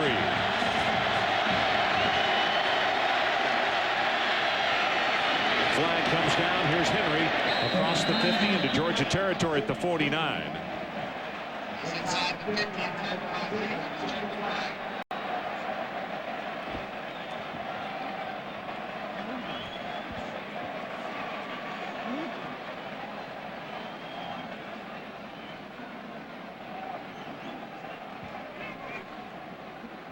Offsides. Defense lined up offsides. Penalties declined. First down. So first down for the Tennessee Volunteers. Mike, right now, if you're Philip Fulmer and his staff, what do you go to? What button do you punch? I think you got to go to the wide receivers. Cedric Wilson, Dante Stahl. You got to get something big to happen. Now, this is a night Quincy Carter hasn't played great football, but he's had a supporting cast tonight. And those supporters have played extremely well. We got to see the youngster Smith in the last series. Pressure, Suggs is sacked, and that is Jonathan Sullivan, the third time that Tennessee's quarterbacks have been sacked tonight. Jonathan Sullivan just got tremendous pressure off the start of the football. The offensive line, number 57, you see him come inside, just beats the block. One of the things that Gary Gibbs told us yesterday, he said we'll play 8 down linemen, 6 linebackers, and 8 defensive backs. We're playing a lot of people, and if somebody goes slow on a down, then they'll come out. And it's helped him, Ron. It's starting to help him in the fourth quarter. Suggs delivers. That is knocked down. Great play, Tim Wansley. You know, as I see this Tennessee football team now, you look at, they got a freshman right tackle, they got a redshirt freshman center, they got a redshirt freshman quarterback. Not making excuses for them, but if you're going to get Tennessee, you better get them this year, because they're going to reload here before long. Be a pretty good football team, but they're a young team this year. Suggs 8 of 13, 40 yards. Third down. They need to take it all the way down to the 39-yard line of Georgia. Suggs pressured again. Couldn't get it. 19, Charles Grant, the sophomore out of Colquitt, Georgia. Speaking of youngsters, he was all over A.J. Suggs. Now they need another punt out of David Leverton. 7th time that David has had to kick tonight. 2-time All-Academic in the SEC. Damian Gary, the deep man. Very high, and Garrett from the 13. Tries to get outside, and Tennessee with a really good job on the special teams. 44 yards in the punt and a loss of 2 on the return. Eddie Moore with the special team tackle. Defense comes through again for the Dogs. We'll be right back. 21-10, Georgia leads it. Bad news for Tennessee fans. We're checking on exactly why. But during the break, Travis Henry headed toward the Tennessee locker room, and we'll find out just as much as we can. Now we see him coming back through the hedges and is heading back to the sideline. So that is indeed good news. Maybe just an equipment change. This running play is going to go by Sanks, close to 5 yards on the carry out to around the 15. A lot of people pick Georgia to win the East. Now they start off and they stub their toe against South Carolina. If they can get by Tennessee, they can still put together a run here. They get Florida and Jacksonville, the usual place, and this team could get hot and win the East. A lot of talent on this football team. The one thing that they have not had in the last couple of years is a consistency at running back. No. With Smith emerging tonight, Thornton and Jasper Sanks, as you look at Smith, he's going to carry it for the first down here. Then all of a sudden, it just makes you a better team when you can run that football. Yeah, we talked about early in the ball game about Quincy Carter not having any help the last 2 years. He had spot help, but you see the East, Florida is ahead in the East. Georgia can get one more win up, but tonight it looks like Terrence Edwards is growing into a big-time receiver. Gary gives you problems on the coverage. Musa Smith, Jasper Sanks has played well. We talked about Bruce Thornton giving a little excitement. The offensive line and the defense is playing good football. Ben not breaking. theory, they were good on defense last year, and they continue. They're a year older, so they should be better. Interesting story with Gary Gibbs. The head coach, Jim Donnan's known him for a long time, and he called him for advice on who he might seek out as a defensive coordinator. They continued to talk, and Gary said, you know, I might be interested. So it's been a good fit, a good marriage. Well, they were assistants together at Oklahoma. They knew each other. Smith knocked down hard by John Henderson, and well, if you could have put stars by anybody's name tonight, it wouldn't be on the offensive side of the ball. It would be right there on number 98. John has done his part and even more. Both defenses. Yeah. Player of the game may come out of the defensive side tonight. He's a mammoth young fellow too, at 6'7", 290, with tremendous mobility. We're going to throw up the names that the nominees for players of the game tonight, and you'll vote on it as usual on the internet, as we have a 2nd down and 9 for Georgian Carter from the shotgun, and it's a quarterback draw running all the way. Spins to the outside. Nice job defensively as Willie Miles came up from his cornerback spot. Anthony Sessions flushed him and made him come out of the pocket.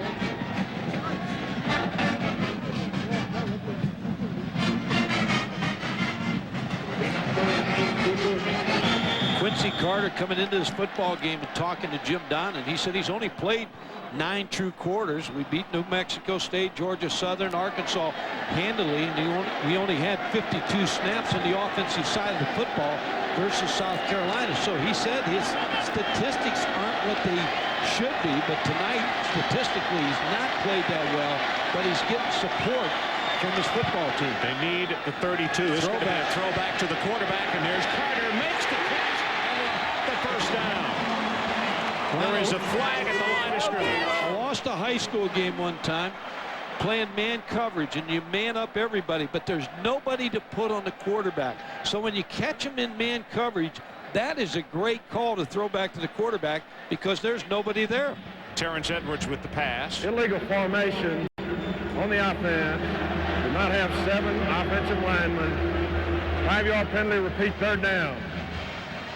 Terrence Edwards, go back to, he was a high school quarterback, so threw the pass, threw it pretty well. Well, they wouldn't have had 7 offensive linemen anyway, but they didn't have 7 men at the line of scrimmage is what Bill meant. So Milliken will be the lone setback. 8 minutes and 20 seconds, and that clock now running in a hurry if you're Tennessee. Sanks and Milliken, as Sanks checks into the lineup, and they'll go shotgun with a 3rd down and 13. And get 5 more yards. Looked like Brady Pate, number 55, the left guard, came up out of his stance. Well, Quincy standing there having a conversation with Will Overstreet. Good ball. False start on the offensive line. 5-yard penalty. Jim Donnan used to have Chris Cefalo. Now the offensive, he has his offensive line coach. He moved on to Tulane. Pat Watson was the offensive line coach. He died here, which is a tragic deal with Georgia. And Jim Donnan said, his team had a hard time with that, and he had a hard time with that. Now he hired Doug Maroney from Georgia Tech as his offensive line coach. 3rd down and 18, and they give it off to Sanks, and Jasper is going to be short of the 20-yard line.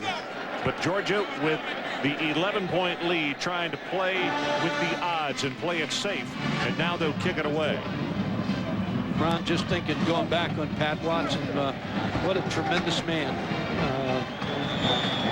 He's an excellent football coach, and just a wonderful coach.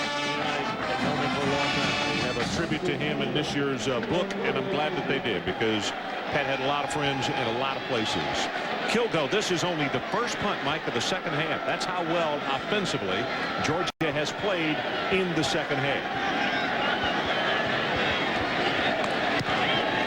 Good hanging spot. Parker makes the catch, immediately driven back inside the 35-yard line. 46 yards in the kick, a loss of 1 on a return, and for the 2nd time tonight, Jermaine Phillips on the punt return makes a tackle. We'll be right back with more from Athens.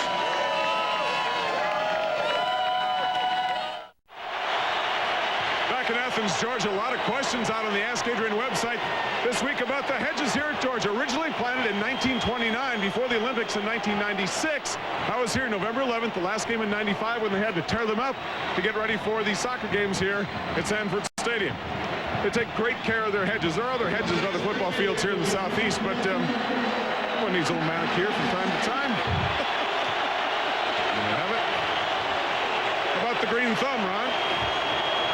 A horticulturist you are. It's the first time you ever had gloves on.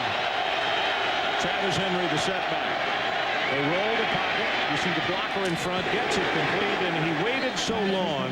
Stallworth really had no place to go. Jamie Henderson came over to make the hit. I'll tell you, Mike, I'm going to almost make you a wager tonight. In the history of this stadium, the students have never come across and torn down the goalpost. I'll make you a wager, if they win this game tonight and break the streak, one of these goalposts is going to go. I think we may see some kids come over the hedges. What do you think? Well, the hedges may go too. 9 years, a long time not to beat an SEC rival. Pass is caught. Good job by Cedric Wilson, who has been silenced this evening. He really has not been a major part of the Tennessee offense. And he's the favorite receiver, A.J. Suggs. They come out before every ball game. Second catch for him tonight. They come out before every ball game and throw. A.J. Suggs believes in Cedric Wilson. 26 receptions, 4 TDs coming into this game. Now he has 2 more catches. But Georgia's defense not allowing anything big other than Travis Henry's long run. Just short, as you can see, so they'll move it in, moving the chains. A quick hello. Roy Kramer is here watching the ball game tonight. But I want to send a special hello along to Sarah Jo Kramer, who had foot surgery this past week, and I know she's watching this ball game because she never misses an SEC game that is on. Sarah Jo, get well soon. I hope you're feeling better. 6:01 left to play in the ball game. Georgia 21, Tennessee 10, and for the Volunteers, the situation 3rd down and inches.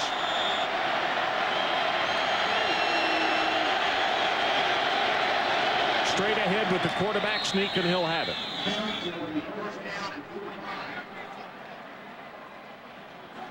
Well, it's time for you viewers to go online and help us select tonight's player of the game. And here's a list of the nominees: Travis Henry, John Henderson from Tennessee, or Quincy Carter, Jasper Sanks, Richard Seymour, or Terrence Edwards. Give you one more name. Swings it out to Travis Henry. Tries to put a move on. It's a nice job by Jamie Henderson. Musa Smith. But he has not played that much, but he's been an important factor in this football game. No question about it. But you just look at pure effort, whether it's winning side or losing side. John Henderson's kind of hard to argue with tonight. And Seymour. Yeah. 2nd and 10. Suggs to the other side. This one's sailed on. I tell you now, this is a great time in baseball. You know, ESPN's got the baseball games on, and just a wonderful time if you're a baseball fan. 3 of 13 in 3rd down conversions for Tennessee. They need to take it to the Georgia 45. Suggs deep over the middle, and he's got Cedric Wilson, and he's loose inside the 20, inside the 15, and it's good for 43 yards before Wansley made the tackle. You talked about Cedric Wilson, been quiet tonight. Now he gets his 3rd catch, but look at the acceleration after he caught the football. A.J. Suggs with the ball right on the money. Now Georgia missed tackles by Jermaine Phillips, number 5, and Tennessee still alive in this football game. Loads of time. 4 minutes and 57 seconds showing on the clock. Let's see what Suggs can do here to get his team into the end zone quickly. They pitch it to Travis Henry. Blocker in front. That was Bartholomew, and he'll fight his way down to around the 10. Ron, if Tennessee can score a touchdown, then they'll go for 2. You know, if they make the 2-point play, and remember last week they made 2 2-point plays, they get it within a field goal of tying this football game. Alex Watson has not missed this year.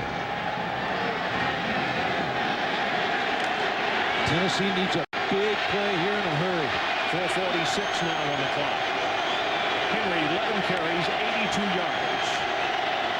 Sets from the shotgun. They give it to Henry. Comes to the right side, spins off the tackle, still fighting his way close to the 5-yard line. Phillips will finally finish him off, but it was Tony Gilbert that he beat. That is a tough run by Travis Henry. Nicknamed the Cheese because they said he runs like a block of cheese. Thought about transferring when Lewis came back. He led him after the injury to the national championship. Him and Travis Stevens then sat out. Well, that clock, they're burning a lot of time here. 4:10 left. 9th play of the drive. Martin in motion. Henry has a blocker in front. That's a nice job by Tony Gilbert. If he doesn't get him by the ankles, he's following Bartholomew into the end zone. Close to the first down, Ron, but I don't think he's got it. I think he's still about a yard short. This is where it's tough on the sidelines, and you got to really rely on the press box to tell you how far it is.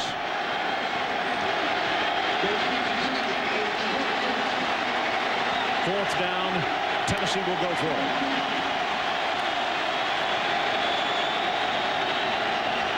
Clock runs, 3:21, now 3:20.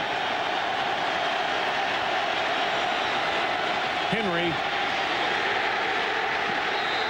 Ryan Fleming with the contact, and Georgia thinks they have held. And they have.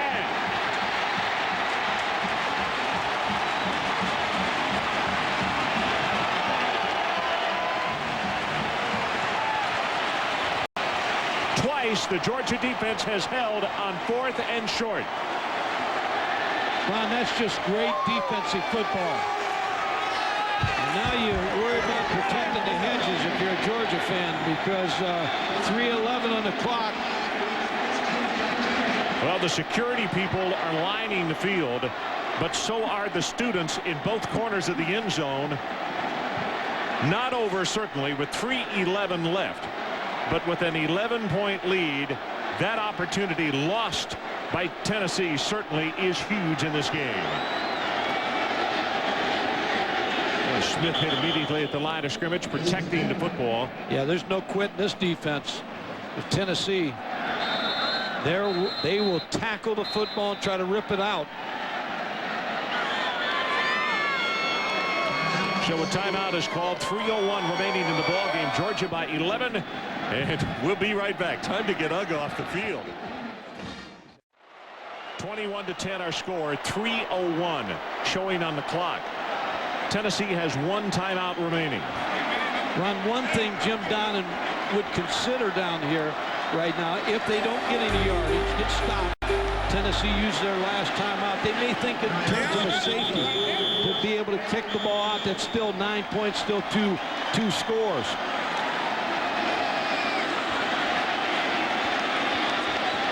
Milliken, the lone setback on 2nd down and 12. And it's going to be a quarterback draw.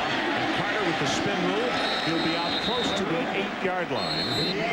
Moore tripped him up. Tennessee going to use their final timeout. So it'll stop the clock. 2:54 remaining. And we'll take the break with them. Georgia on the verge. Can they break a 9-year losing streak? Well, 21-10 to score, and there are a lot of folks at this stadium. The youngsters are saying, you know, there's another streak that's gone on for too long, and that's the fact that the goalposts have never come down. And that is the north, or actually what is the east end zone. This field runs east and west, actually. No more timeouts for Tennessee. 2:54 remaining in the ballgame. Pitch to Musa Smith. Tries to turn the corner. He's going to be knocked down after a short gain. And now it will be punting time for Georgia. Now we'll see if Jim Donnan punts the football or takes a safety. You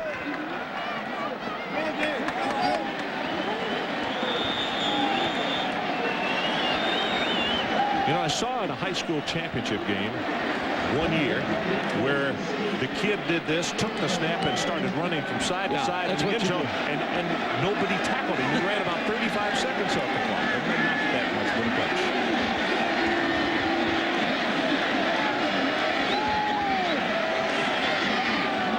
Kilgo waits for the snap. Gets his kick away. It is a wobbly spiral to the 50-yard line. And this is Parker. And good coverage by Georgia. He'll be stopped at the 47-yard line. 43 on the kick and 5 on the return. He's a fine debater. Adrian Karsten for president. He's really moving up in the world. It's all due to that Ask Adrian. That and Northwestern's play this year. I know his frame of mind has improved. Suggs, lots of time. Swing pass. Travis Stevens will get out of bounds. Henderson is out there to push him out, and it'll stop the clock. 1:57. Vince Dooley on the sideline, the last Georgia coach to defeat Tennessee, and that was back in 1988. Vince looks like he's a little worried about the goalposts. Hey, goalposts are not that expensive when it comes to breaking a streak. And now the kids have jumped the barrier on both sides of the field to our east. Jim Donnan's 100th win. If they can hold on. Pressure. Charles Grant. Big Charles Grant, number 19. He's only a sophomore.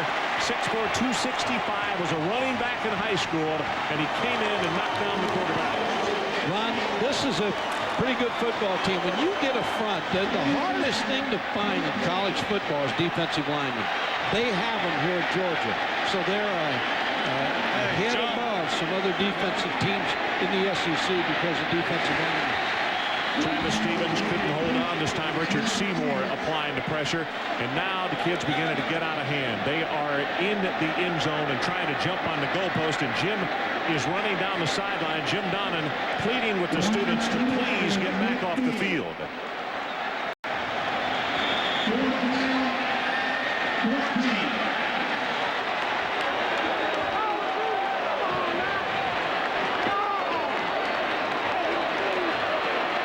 Fourth down and 14. 1:26 showing on the clock.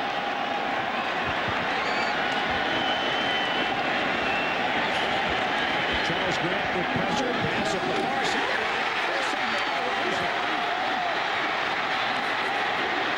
Walmsley back to midfield and goes out at the 33. And now we have kids all over the field. I don't know if they're going to be able to finish this thing. They're going to penalize Georgia, but I'm like you. I'm not sure this game will be finished. The goalposts are coming down.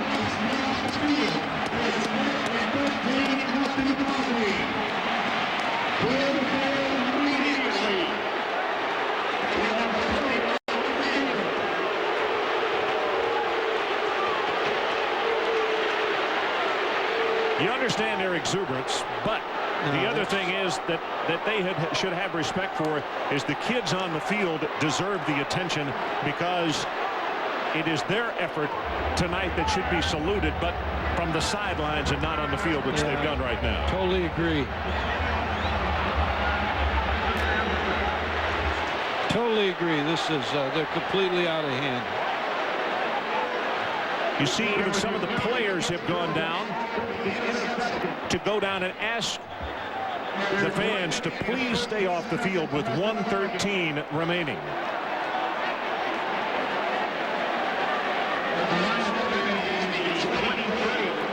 A 15-yard penalty because of the celebration, not the fault of the Georgia Bulldogs.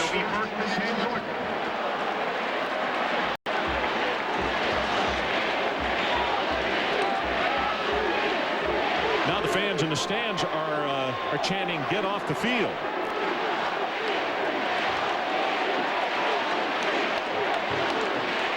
A minute and 13 seconds showing on the clock.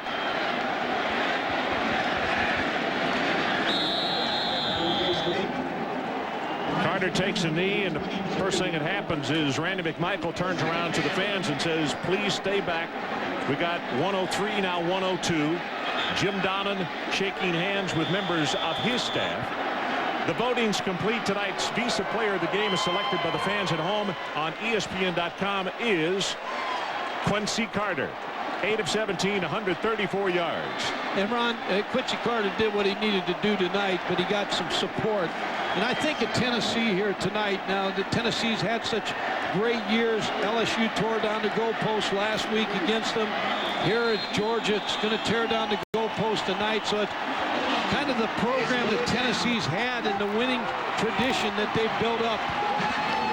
This field is covered with folks with 20 seconds, 19, and this is going to be it. The big race is to see which goalpost will go down first, as the Georgia Bulldogs are going to break a drought that goes all the way back into the 80s. What a mob scene here at Sanford Stadium. They have lost 9 years in a row to the Tennessee Volunteers, and the frustration coming out tonight on the part of the students as they are going to break the drought, and we are at double zeros on the clock. The Georgia Bulldogs have won over the Volunteers of Tennessee, ending that 9-year losing streak.